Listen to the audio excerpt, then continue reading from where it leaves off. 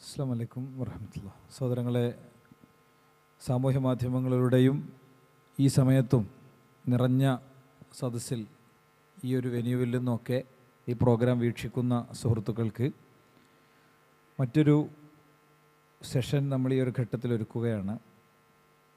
സാധാരണഗതിയിൽ എക്സ് മുസ്ലിങ്ങൾ എന്ന ഒരു വിഭാഗത്തെ സൃഷ്ടിക്കാനുള്ള, മുസ്ലിങ്ങളിൽ നിന്ന് ധാരാളം ആളുകളെ പുറത്ത് കൊണ്ടുവരാനുള്ള വലിയ ത്യാഗപരിശ്രമങ്ങളാണ് ഇവിടുത്തെ നാസ്തിക സമൂഹം ചെയ്തുകൊണ്ടിരിക്കുന്നത്.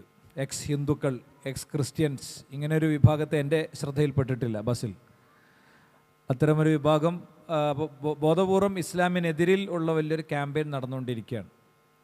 അതുകൊണ്ട് പലപ്പോഴും തെളിവുകളും ന്യായങ്ങളുമൊക്കെ അവകാശവാദങ്ങളും സ്റ്റാറ്റിക്സുകളുമൊക്കെ ഇസ്ലാമിനെതിരെയാണ് യഥാർത്ഥത്തിൽ ഉന്നയിക്കുന്നത്. ഇവരുടെ ഒരു ക്യാപ്ഷൻ തന്നെ തെളിവുകൾ നയിക്കട്ടെ എന്നാണ്.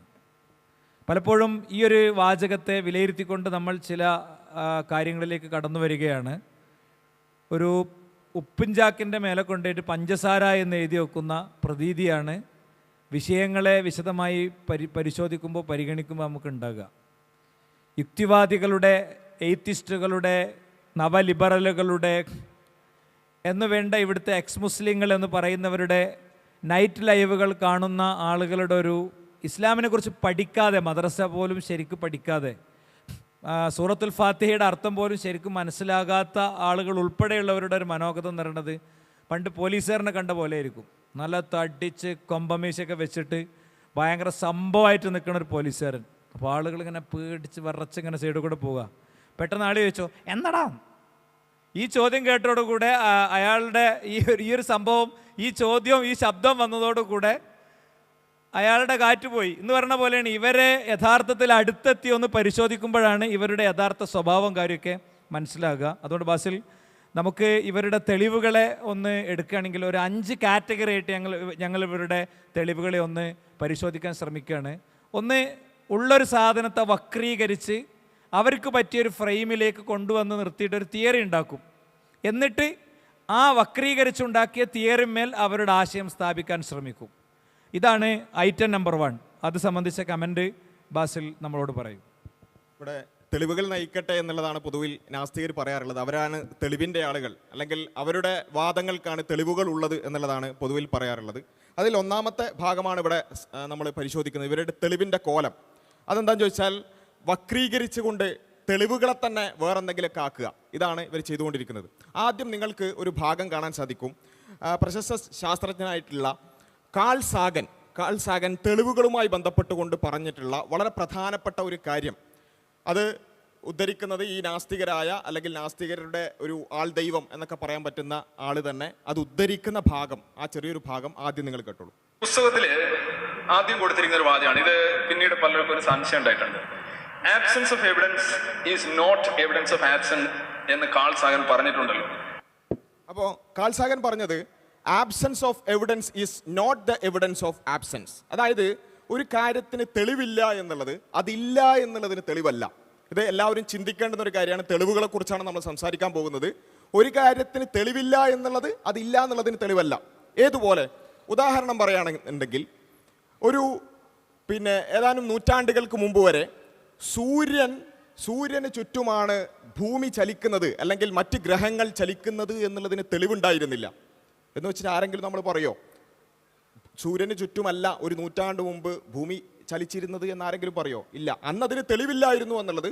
തെളിവില്ല എന്നുള്ളതിന് മാത്രമാണ് തെളിവ്, അതില്ല എന്നുള്ളതിന് തെളിവല്ല. ഇത് നമുക്ക് ഒരു കോമൺ സെൻസ് വെച്ച് ആലോചിച്ചാൽ ആർക്കും മനസ്സിലാകുന്ന ഒരു യാഥാർത്ഥ്യമാണ്. ഇവരിത് ഇങ്ങനെയൊക്കെ പറയാൻ കാരണം അടുത്ത ഒരു ഭാഗത്തേക്ക് നമുക്ക് വരുമ്പോൾ പറയാം. പക്ഷേ ഇത് ഈ കാൾ സാഗൻ പറഞ്ഞ, ഈ ശാസ്ത്രജ്ഞൻ പറഞ്ഞ ഈ ഒരു കാര്യം അന്വേഷണാത്മകതയുടെ അടിസ്ഥാനമാണ്. ഒരു കാര്യത്തിന് തെളിവില്ലെങ്കിൽ നമ്മൾ ഇല്ല എന്ന് പറയല്ല ചെയ്യുക, അതിനെക്കുറിച്ച് കൂടുതൽ ആലോചിക്കുകയും കൂടുതൽ അന്വേഷിക്കുകയാണ് ചെയ്യുക. ഇതാണ് ശാസ്ത്രീയമായ ചിന്ത. ഇപ്പം നിങ്ങൾ കേട്ടത് ശാസ്ത്രീയമായ ചിന്തയാണെന്ത്? ഒരു കാര്യത്തിന് തെളിവില്ല എന്നുള്ളത് അതില്ല എന്നുള്ളതിന് തെളിവല്ല എന്നുള്ള കാൾ സാഗൻ്റെ വലിയ പ്രശസ്തനായ ശാസ്ത്രകാരൻ്റെ ആ ഒരു വാചകം നമ്മൾ കേട്ടു. ഇനി ഇതാണ് ശാസ്ത്രീയമായ ചിന്ത കേട്ടോ, ഇതാണ് അന്വേഷണാത്മകത. ഇനി അതിനൊരാൾ മറുപടി പറയാൻ വരുന്നുണ്ട്. ആ മറുപടി നിങ്ങൾ കേട്ടോളൂ. അപ്പോൾ സാറ് പുസ്തകത്തിൽ കൊടുത്തിരിക്കുന്ന absence of evidence is the evidence of absence എന്നുള്ളൊരു കോട്ടാണ് കൊടുത്തിരിക്കുന്നത് എന്ന് പറഞ്ഞു. അപ്പോൾ ഇത് ശരിയാണോ? ഈ കോട്ട് തന്നെ. അപ്പോൾ കാൾ സാഗൻ പറഞ്ഞിരിക്കുന്നത് ലോകത്തെ കണ്ടുള്ള ഏറ്റവും വലിയ സയന്റിസ്റ്റുകളിൽ ഒരാളാണ്. അപ്പോൾ ഇത് ശരിയാണോ എന്നുള്ളതാണ് ചോദ്യം. എൻ്റെ അഭിപ്രായത്തിൽ കാൾ സാഗൻ പറഞ്ഞത് ശരിയല്ല, ഞാൻ പറഞ്ഞതാണ് ശരി. അത് വെറുതെ ഞാൻ സംഭവമാണെന്നോട് പറയല്ല. സംഗതി പറയുമ്പോൾ തന്നെ അറിയാം അല്ലേ, വലിയൊരു ശാസ്ത്രകാരൻ അദ്ദേഹത്തിൻ്റെ കൃത്യമായ വിശകലനത്തിൻ്റെ അടിസ്ഥാനത്തിൽ പറഞ്ഞാണ്. അത് ടെക്സ്റ്റിൽ അങ്ങനെ ഉണ്ട്, സയൻസ് ബുക്സിലൊക്കെ അങ്ങനെ ഉണ്ട്. പക്ഷെ ഞാൻ പറഞ്ഞതാണ് ശരിയെന്നാ. ഞാൻ ഈ പറഞ്ഞതാണ് ശരി എന്നുള്ളതിൻ്റെ തെളിവോ ഞങ്ങൾ മലപ്പുറം ഭാഷയിൽ പറഞ്ഞ മൂപ്പരത്തൊള്ള, വേറെ പ്രത്യേകിച്ച് ഒന്നുമില്ല അല്ലേ. കാൾ സാഗൻ പറഞ്ഞതല്ല ന്യായം, ഞാൻ പറഞ്ഞതാണ് ശരി എന്നുള്ളതിന് അദ്ദേഹത്തിന് തെളിവൊന്നും പറയാനല്ല. അപ്പം ഞങ്ങളിവിടെ പറയാൻ ശ്രമിക്കുന്നത് ഭയങ്കര സയൻസ് ടെക്സ്റ്റ് ബുക്കുകൾ പറയും, ഭയങ്കര ഫാക്ട്സ് പറയും. അതൊക്കെ കേട്ടിട്ട് ഇങ്ങനെ അന്തം വിട്ട് തരിച്ചിരിക്കണ കുറേ ആൾക്കാരാണ്. ഞങ്ങൾ തരിക്കൂല. കാരണം ഇതിൻ്റെ വിശദാംശങ്ങളിലേക്ക് പോയി പരിശോധിക്കാൻ പറ്റണ ആളുകളും റിസോഴ്സസും ഞങ്ങൾക്കുള്ളതുകൊണ്ട് അത് ഉറപ്പിച്ച് പറയാൻ തീർച്ചയായും പറ്റും. ഇനി നമ്മൾ രണ്ടാമത്തെ ഒരു തരം ഇവരുടെ തെളിവുകളിലേക്ക് വരികയാണെങ്കിൽ തരത്തിനനുസരിച്ച് മാറ്റും. അഥവാ നിങ്ങളുടെ 2, 3, 5 ആണെങ്കിൽ ഞങ്ങളുടെ 2, 3, 3 തന്നെ ആയിരിക്കും. നിങ്ങൾക്കാകുമ്പോൾ 2, 3, 5, ഞങ്ങൾക്കാകുമ്പോൾ 2, 3, 3. അഥവാ സ്വന്തം താല്പര്യത്തിന് വേണ്ടി ന്യായീകരിക്കുമ്പോൾ ഒരു തരം ന്യായീകരണം, അത് എതിർത്തെളിവായി വരുമ്പോൾ അതിന് വേറൊരു തരം ന്യായീകരണം. അത്തരം ചില ഉദാഹരണങ്ങൾ ബാസിൽ കൊണ്ടുവരും. അതിൽ ഏറ്റവും പ്രധാനമായിട്ടുള്ളത് പൊതുവിൽ നാസ്തികരോടൊക്കെ നമ്മൾ മതത്തെക്കുറിച്ച് സംസാരിക്കുമ്പോൾ അല്ലെങ്കിൽ നിരീശ്വരവാദം, മതം ഇതിനെക്കുറിച്ചൊക്കെ സംസാരിക്കുമ്പോൾ അവർ പൊതുവേ പറയാറുള്ള ഒരു കാര്യമാണ്, ആയിക്കോട്ടെ നിങ്ങൾ കുറേ യുക്തിപരമായ കാര്യങ്ങളൊക്കെ പറയുന്നു, ഒക്കെ ശരി, പക്ഷേ മതമില്ലാത്ത സ്ഥലങ്ങളിലാണല്ലോ ഏറ്റവും കൂടുതൽ സന്തോഷം അനുഭവിക്കുന്ന ആളുകളുള്ളത് എന്ന് പൊതുവേ അവർ പറയാറുണ്ട്. അത് പറയാത്ത നാസ്തികരെ കാണാൻ വലിയ പ്രയാസമായിരിക്കും. പക്ഷേ ഇതിനെക്കുറിച്ച് നമ്മളത് പരിശോധിച്ച് നോക്കിയാൽ എന്താണ് ഇവർ പറയുന്നത്? അതായത് ഇവർ ഒരു happiness index, world happiness index ആണ് ഇതിന് തെളിവായി കൊണ്ടുവരാറുള്ളത്. ആ വേൾഡ് ഹാപ്പിനെസ് ഇൻഡെക്സ് നമുക്ക് പരിശോധിച്ച് നോക്കിയാൽ അതിൽ ഒരുപാട് രാജ്യങ്ങളെ കാണാൻ സാധിക്കും. അതിൽ ഇവർ പറയുന്ന കാര്യം എന്താ വെച്ചാൽ അതിൻ്റെ ഏറ്റവും മുകളിലുള്ള ഫിൻലാൻഡ്, ഡെൻമാർക്ക്, ഐസ്ലാൻഡ്, അതുപോലെ തന്നെ സ്വീഡൻ, ഇതുപോലെയുള്ള രാജ്യങ്ങൾ അതൊന്നും മതവുമായി ബന്ധപ്പെട്ടുകൊണ്ടുള്ള രാജ്യങ്ങളല്ല എന്നുള്ളതാണ് ഇവർ പ്രധാനമായിട്ട് പറയാറുള്ളത്. പക്ഷേ ഇവിടെ ഒരു കാര്യമുണ്ട്, ഇവിടെ ഒന്നും നിരീശ്വരവാദ രാഷ്ട്രങ്ങളും അല്ല. മതം വലിയ രൂപത്തിൽ പ്രാധാന്യത്തോടു കൂടി കൈകാര്യം ചെയ്യാത്ത ആളുകൾ ഉണ്ട് എന്നുള്ളത് ഇതിൽ ചില രാജ്യങ്ങളിൽ ഒരു വാസ്തവമാണ്. അപ്പോൾ ഇത് വെച്ചിട്ടാണ് ഇവർ പറയുന്നത്, കണ്ടോ മതം ഇല്ലാത്ത രാജ്യങ്ങളിലാണ് സന്തോഷം കൂടുതലായിട്ടുള്ളത് എന്ന്. എങ്കിൽ നമ്മളൊന്ന് പരിശോധിച്ച് നോക്കുക 2-3 കാര്യങ്ങൾ. ഞാൻ ആദ്യം പറഞ്ഞു ഇതിലൊന്നും നിരീശ്വരവാദികളല്ല ഈ രാജ്യങ്ങളിൽ ഒന്നും കൂടുതൽ, അതുകൊണ്ട് നിരീശ്വരവാദത്തിന് തെളിവല്ല ഇത്. രണ്ടാമത്തെ, നിങ്ങൾ ഏറ്റവും 145ഓളം രാജ്യങ്ങളുള്ളതിൽ തന്നെ നമ്മൾ നോക്കിയാൽ ആദ്യ രാജ്യങ്ങളിൽ തന്നെ കുവൈത്തിനെ കാണാൻ സാധിക്കും. അടുത്ത ഒരു ലിസ്റ്റിലേക്ക് നോക്കുകയാണെങ്കിൽ നമുക്ക് UAE കാണാൻ സാധിക്കും, സൗദി അറേബ്യയെ കാണാൻ സാധിക്കും. അപ്പോൾ ഏറ്റവും മുന്നിലുള്ള സന്തോഷ പട്ടികയിൽ ഏറ്റവും മുന്നിലുള്ള രാജ്യങ്ങളിൽ തന്നെ കുവൈത്തും UAEയും അതുപോലെ തന്നെ സൗദിയും, കുറച്ച് കഴിഞ്ഞാൽ ഖത്തറും ഒമാനും ഒക്കെ ഉണ്ട്. എന്നാൽ ഇവർ ഏറ്റവും കൂടുതൽ നിരീശ്വരവാദികളുള്ളതായി പറയപ്പെടുന്ന ചൈന പോലെയുള്ള രാജ്യങ്ങൾ ഈ ലിസ്റ്റിൻ്റെ വളരെ പിന്നിലാണ്. അപ്പോൾ അതിൻ്റെ അർത്ഥം എന്താ? നിരീശ്വരവാദികൾക്കാണോ കൂടുതൽ സന്തോഷം കൂടുതൽ? ഇതൊന്നാമത്തെ കാര്യം. ഇവിടെ നമ്മൾ മനസ്സിലാക്കേണ്ട ഒരു കാര്യം എന്ന് വെച്ചാൽ ഈ സന്തോഷ പട്ടിക അല്ലെങ്കിൽ വേൾഡ് ഹാപ്പിനെസ് ഇൻഡെക്സ് എന്ന് പറയുന്നത് ഓരോരുത്തരുടെയും സന്തോഷത്തെ അളക്കാൻ പറ്റുന്ന അല്ലെങ്കിൽ അതിനുവേണ്ടി ഉണ്ടാക്കിയ ഒരു ഇൻഡെക്സ് അല്ല, മറിച്ച് അതിൻ്റെ ക്രൈറ്റീരിയാസ് പരിശോധിച്ച് നോക്കിയാൽ തന്നെ നമുക്ക് മനസ്സിലാകും ഒരു രാജ്യത്ത് ഒരാൾക്ക് സന്തോഷകരമായി ജീവിക്കാൻ ആവശ്യമായ ഭൗതിക സൗകര്യങ്ങൾ ഉണ്ടോ ഇല്ലേ എന്നുള്ളതാണ് ഈ ഇൻഡെക്സ് നോക്കുന്നത്. അതായത് നല്ല വികസ്വരമായ രാജ്യങ്ങൾ അല്ലെങ്കിൽ വികസിതമായ രാജ്യങ്ങളൊക്കെ അതിൽ മുന്നോട്ട് വരും, സ്വാഭാവികമാണ്. കാരണം അതിലുള്ളത് നല്ല റോഡ് സ്ട്രക്ചർ ഉണ്ടോ, അതുപോലെ തന്നെ ഹോസ്പിറ്റൽ സൗകര്യങ്ങളുണ്ടോ, എഡ്യൂക്കേഷൻ സിസ്റ്റം ഉണ്ടോ, ഇതൊക്കെയാണ് ഈ പറഞ്ഞ ഇൻഡെക്സിൽ നോക്കുന്നത്. എന്ന് വെച്ചാൽ ഭൗതിക സൗകര്യങ്ങൾ നല്ല രൂപത്തിൽ ഉണ്ടോ ഇല്ലേ എന്നുള്ളതാണ് ഈ ഇൻഡെക്സ് നോക്കുന്നത്. അതല്ലാതെ മതം ഏതാണ് അല്ലെങ്കിൽ മതമുള്ളവർക്ക് സന്തോഷം കുറവ്, മതമില്ലാത്തവർക്ക് സന്തോഷം കൂടുതൽ, ഇങ്ങനെ ഒരു സംഭവമേ അല്ല ഇതിലുള്ളത് നമ്മൾ മനസ്സിലാക്കാം. ഇനി അങ്ങനെ ആണെങ്കിൽ നിങ്ങൾക്ക് ഇവിടെ കാണാൻ സാധിക്കും ഈ പറഞ്ഞ ഈ ഫിൻലാൻഡ് അതുപോലെ തന്നെ സ്വീഡനൊക്കെ പോലെയുള്ള രാജ്യങ്ങളിൽ നമുക്ക് അതേപോലെ വേറൊരു സാധനം കൂടി കാണാൻ സാധിക്കും. അതായത് global anti depressant drug consumption visualised. അതായത് ഈ വിഷാദ രോഗത്തിനുള്ള മരുന്നുകൾ എടുക്കുന്ന രാജ്യങ്ങളിൽ ഏറ്റവും കൂടുതൽ ഐസ്ലാൻഡ്, അതുപോലെ തന്നെ Australia, Portugal, Canada, Sweden, Denmark, New Zealand, Belgium പോലെയുള്ള ഇവർ ഈ പറഞ്ഞ രാജ്യങ്ങൾ തന്നെയാണ് ഏറ്റവും മുന്നിൽ. അപ്പം അതിൻ്റെ അർത്ഥം എന്താ? ഇവർക്ക് ഭയങ്കര സന്തോഷമാണ്. ഈ രാജ്യങ്ങളിലുള്ള ആളുകൾക്ക് ഭയങ്കര സന്തോഷമാണ്. ആ സന്തോഷം കൊണ്ട് അവർ സന്തോഷം സഹിക്കവയ്യാതെ വിഷാദ രോഗത്തിനുള്ള മരുന്നുകൾ എടുത്തുകൊണ്ടിരിക്കുകയാണ്. അപ്പോൾ ഇതാണ് അവസ്ഥ. ഇതാണ് ഇവർ കൊണ്ടുവരുന്ന ഒരു യാഥാർത്ഥ്യം എന്ന് പറയുന്നത്. ഇനി മാത്രമല്ല, ഇവർ ഈ പറയുന്ന മതമില്ലാത്ത ആളുകൾക്ക് ഭയങ്കര സന്തോഷമാണെങ്കിൽ വേറൊരു കാര്യം കൂടി നമുക്ക് കാണാൻ സാധിക്കും. ആത്മഹത്യാ കണക്ക്. അത് ഈ രാജ്യങ്ങളുടെ കണക്കൊന്നല്ല കേട്ടോ. രാജ്യങ്ങളുടെ കണക്ക് വേറെ അവൈലബിൾ ആണ്. രാജ്യങ്ങളൊന്നുമല്ലാതെ ഓരോരുത്തരുടെയും വിശ്വാസമനുസരിച്ച് ആത്മഹത്യ ചെയ്യുന്ന കണക്കെടുത്ത് നോക്കിയാൽ നമുക്കതിൽ കാണാൻ സാധിക്കും. എവറസ്റ്റ് പോലെ മേലോട്ടിക്കുന്ന ഒരു ഗ്രാഫ് കാണാൻ പറ്റും. അതായത് നിരീശ്വരവാദികൾ സമൂഹത്തിൻ്റെ വളരെ വളരെ കുറച്ചു മാത്രമുള്ള നിരീശ്വരവാദികളാണ് ആത്മഹത്യ ചെയ്യുന്നതിൽ ഏറ്റവും കൂടുതൽ. മതവിശ്വാസികളാണ് കുറവ് എന്ന് മാത്രമല്ല, ഇസ്ലാം അനുസരിച്ച് ജീവിക്കുന്ന മുസ്ലിങ്ങളിലാണ് ഏറ്റവും കുറവ്. കണ്ടില്ലേ, ആ ഗ്രാഫ് കാണാൻ തന്നെ ഭയങ്കര പ്രയാസമാണ്.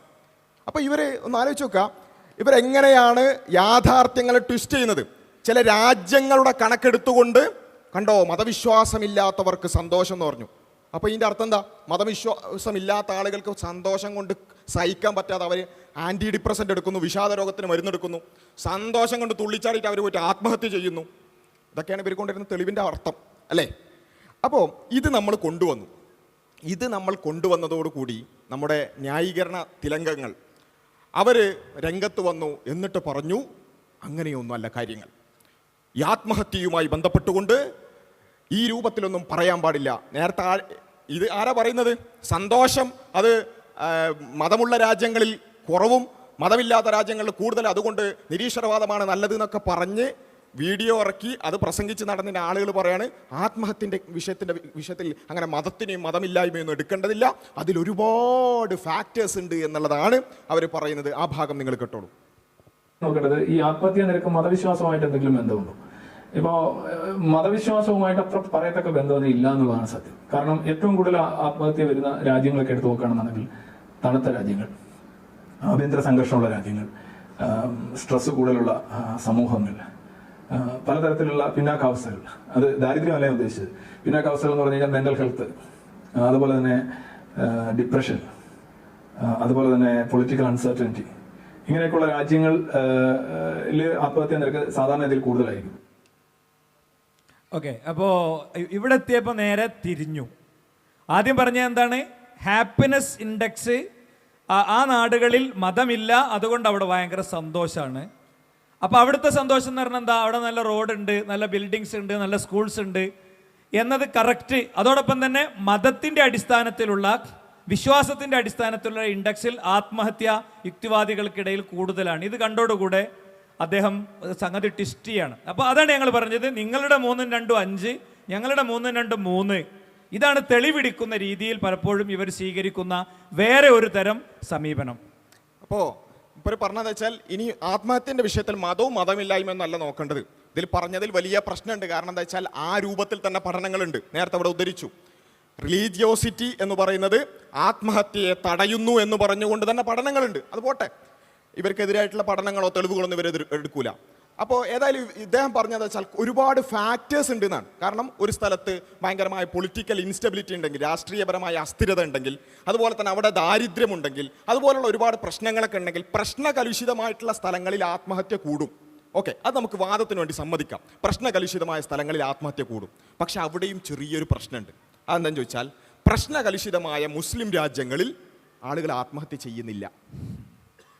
പ്രശ്നമില്ലാത്ത യൂറോപ്യൻ രാജ്യങ്ങളിൽ ആളുകൾ ആത്മഹത്യ ചെയ്യുന്നു. ഇതിപ്പോൾ എങ്ങനെയാണ് ന്യായീകരിച്ച് ഒപ്പിക്കുക? അതിന് മൂപ്പര് വളരെ ശക്തമായ, ഇവിടെ എല്ലാവരും ഒന്ന് പിടിച്ചിരിക്കുന്ന നല്ലതാണ്, ശക്തമായൊരു യുക്തി ഇവിടെ കൊണ്ടുവരാൻ പോവാണ്. ആ യുക്തിയുടെ ശക്തി കൊണ്ട് ചിലപ്പം ഒന്ന് കുലുങ്ങാനൊക്കെ സാധ്യതയുണ്ട്. എല്ലാവരും ഒന്ന് ശ്രദ്ധിച്ചിരിക്കുക. അതിശക്തമായ യുക്തി വരാണ്. എന്തിനാണെന്ന് മനസ്സിലാക്കണേ, ഈ പറഞ്ഞ ഫാക്ടേഴ്സ് എല്ലാം ഉള്ള വലിയ പ്രശ്നങ്ങളുള്ള മുസ്ലിം രാജ്യം, ഇപ്പോൾ സിറിയ പോലെയുള്ള, ലബനാൻ പോലെയുള്ള, ഫലസ്തീൻ പോലെയുള്ള രാജ്യങ്ങളിലൊന്നും ആളുകൾ ആത്മഹത്യ ചെയ്യുന്നില്ല, അല്ലെങ്കിൽ മുസ്ലിങ്ങൾ വളരെ കുറച്ച് ആത്മഹത്യ ചെയ്യുന്നുള്ളൂ.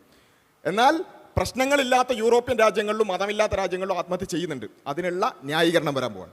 അപ്പൊ ഞാൻ പറയുന്നത് മതവിശ്വാസിയാണോ അല്ലയോ എന്നുള്ളത് നല്ല അവിടെ വിഷയം. ഇപ്പൊ സിറിയയിലോ ഇറാഖിലോ ഒക്കെ ആത്മഹത്യ നിരക്ക് കുറവാണെന്ന് പറഞ്ഞു കഴിഞ്ഞാൽ ഒരുപക്ഷെ അതിന്റെ കാരണം അവർക്ക് ആത്മഹത്യ ചെയ്യാൻ പോലും സമയം കിട്ടാത്ത രീതിയിൽ ഒന്നും അവർ ഓടി രക്ഷപ്പെടുകയായിരിക്കും. അവിടെ അല്ലെന്നുണ്ടെങ്കിൽ അതിന് മുമ്പേ അവർ പണി തീരുന്നതായിരിക്കും. അതായിരിക്കും ഒരു അതിനെച്ചാൽ ലോകത്ത് ഏറ്റവും കൂടുതൽ ടെൻഷനും സംഘർഷവും അനുഭവിക്കുന്ന ജനങ്ങളാണ് അത്തരം രാജ്യങ്ങളിലുള്ളത്.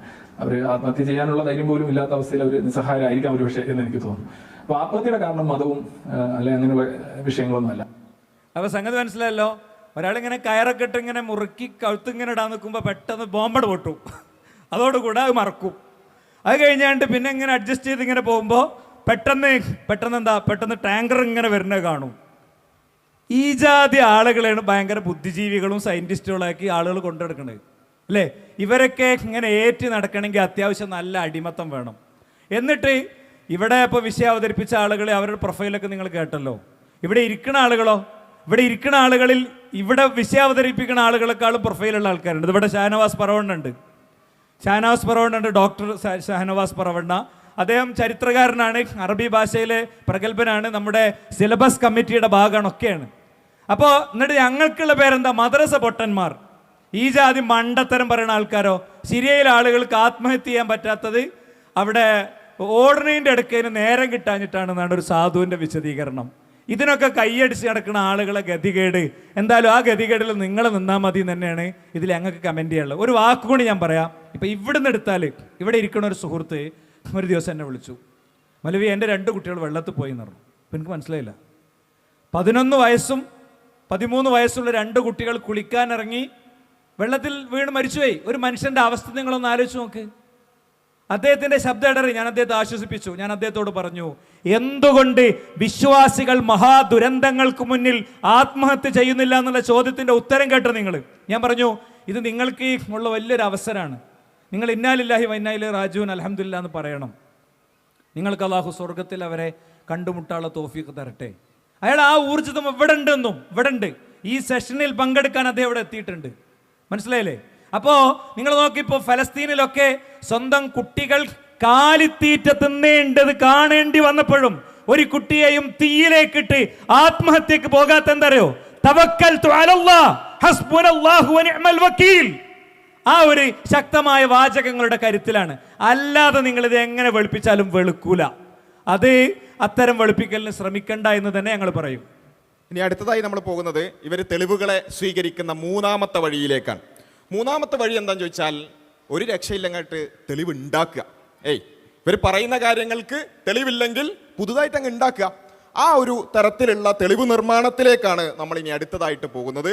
ഇതേ ആളുകൾ തന്നെ മുസ്ലിം വിരോധം മൂർത്ത് അത് പറയുന്നതിലൂടെ പ്രത്യേക തരത്തിലുള്ള ഒരു സുഖം അനുഭവിക്കുന്ന ഈ ആളുകൾ ഒരു സംവാദത്തിൽ പോയിട്ട്, മുസ്ലിങ്ങളുമായിട്ടുള്ള ഒരു സംവാദത്തിൽ പോയിട്ട് ഇയാൾ പറയുന്നൊരു കാര്യം എന്താണെന്ന് ചോദിച്ചാൽ, അവർ നമ്മൾ ധാർമ്മികതയൊക്കെ സ്വാഭാവികമായിട്ടും വിഷയമായിട്ട് എടുക്കുമല്ലോ. ഇവർക്ക് ഒരു കാര്യവും തെറ്റാണെന്ന് പറയുന്നത്, നേരത്തെ പറഞ്ഞതുപോലെ സ്വന്തം അമ്മയുമായും പെങ്ങളുമായി പോലുമുള്ള നമുക്കൊന്നും ആലോചിക്കുന്നതിനെക്കുറിച്ച് ആലോചിക്കാൻ പോലും പറ്റാത്ത അത്രയും വൃത്തികേടുകൾ പോലും ഇവിടെ മൈക്ക് വെച്ച് പറയുന്ന ആളുകളെ ഇവരെ സംബന്ധിച്ചിടത്തോളം ലൈംഗിക അരാജകത്വം എന്ന് പറയുന്നത് ഇവർ സ്വപ്നം കാണുന്ന ഉട്ടോപ്പിയാണ് അല്ലേ? അപ്പൊ അത്തരത്തിലുള്ള ആളുകളെ സംബന്ധിച്ചിടത്തോളം ഇവർ ഈ ലൈംഗിക അരാജകത്വവും വൃത്തികേടുകളുമായി നടക്കുന്ന ആളുകളാണ് എന്നൊക്കെ പറഞ്ഞപ്പോൾ ഒരാള് തിരിച്ച് വലിയ രൂപത്തിലുള്ള ഒരു മറുപടിയുമായി വരികയാണ്. അതെന്താന്ന് ചോദിച്ചാൽ, നിങ്ങളിങ്ങനെ ലൈംഗിക അരാജകത്വം അങ്ങനെ ഇങ്ങനെ എന്നൊക്കെ പറയുന്നുണ്ടല്ലോ, പക്ഷേ പോൺ കാണുന്നതിൽ, അശ്ലീല ചിത്രങ്ങൾ കാണുന്നതിൽ ആദ്യ 10ൽ 6 സ്ഥാനങ്ങളും മുസ്ലിം രാജ്യങ്ങൾക്കാണ്. വലിയൊരു തെളിവ് വരാൻ പോവാണ്, കേട്ടോളൂ. ഓക്കെ, ഇനി ഒറ്റ കാര്യം കൂടി, ഒരു സെക്കൻഡ് കൂടി പ്ലീസ്. ഒരു സെക്കൻഡ്. ഇദ്ദേഹം പറഞ്ഞ ഒരു കാര്യം ഞാൻ വിട്ടുപോയി. ഈ പോണിനെ കുറിച്ച് ഇദ്ദേഹം പറഞ്ഞു, കൺസെന്റ് പോൺ, ഇതൊക്കെ വളരെ എത്തിയിച്ചിട്ടുള്ള ഏതോ പ്രശ്നമാണ്. ലോകത്ത് ഏറ്റവും കൂടുതൽ പോൺ വാച്ച് ചെയ്യുന്ന, ഗൂഗിൾ ഇപ്പൊ അടിച്ചു നോക്കിയിരിക്കുന്നവര് 10 രാജ്യങ്ങളിൽ 6 രാജ്യങ്ങളും ഇസ്ലാമിക രാജ്യങ്ങളാണ്. 1ാം സ്ഥാനം no guess work Pakistan, 2 Egypt, 3 Vietnam. പിന്നെ ഇങ്ങോട്ട് വരുന്ന രാജ്യങ്ങൾ നോക്കൂ, ഇറാഖില്ല, മൊറോക്കോ, നമ്മുടെ ഫുട്ബോൾ ടീം, സൗദി അറേബ്യ.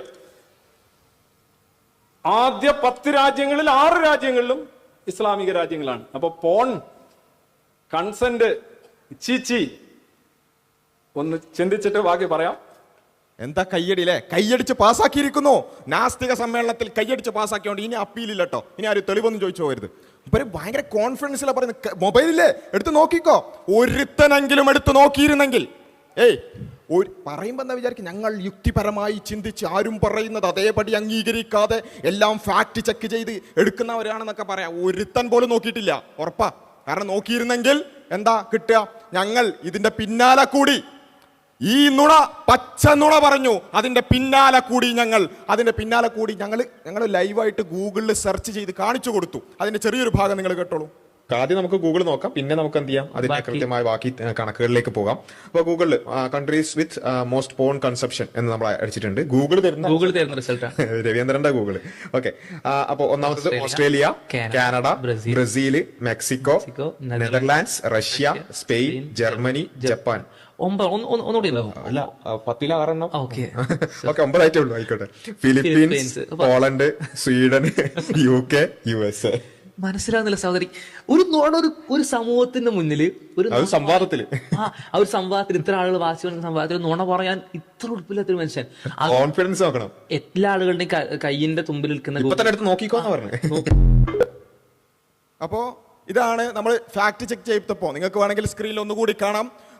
ആ സെർച്ച് നിങ്ങൾക്ക് ആർക്കും വേണമെങ്കിൽ ഇപ്പോൾ സെർച്ച് ചെയ്ത് നോക്കാവുന്നതാണ്. ഗൂഗിളിൽ most on watching countries, Raveendran പറയുന്ന മാതിരിയല്ല, നിങ്ങൾക്ക് ആർക്കും വേണമെങ്കിൽ ഇപ്പം വേണമെങ്കിൽ സെർച്ച് ചെയ്യാം. മോസ്റ്റ് പോൺ കൺസ്യൂമിങ് കൺട്രീസ് ആർക്കെടുത്ത് നോക്കിയാൽ കാണാൻ സാധിക്കും. ഇതാണ് ലിസ്റ്റ്. ഇതിലെവിടെ 10 6 ഇനി സെർച്ച് ചെയ്തത് ആ ടേം മാറിപ്പോയതാണെങ്കിൽ അടുത്ത term most porn searching countries നോക്കുക. United States, Indonesia, Brazil, France, ഈ രൂപത്തിലാണ് വരുന്നത്. അടുത്ത ടേം നോക്കാം, മോസ്റ്റ് പോൺ വാച്ചിങ് കൺട്രീസ്. ഏത് രൂപത്തിൽ സെർച്ച് ചെയ്താലും ഇങ്ങനെ തന്നെ വരുള്ളൂ. ഏത് ടേം കൊടുത്താലും ഇങ്ങനെ വരുള്ളൂ.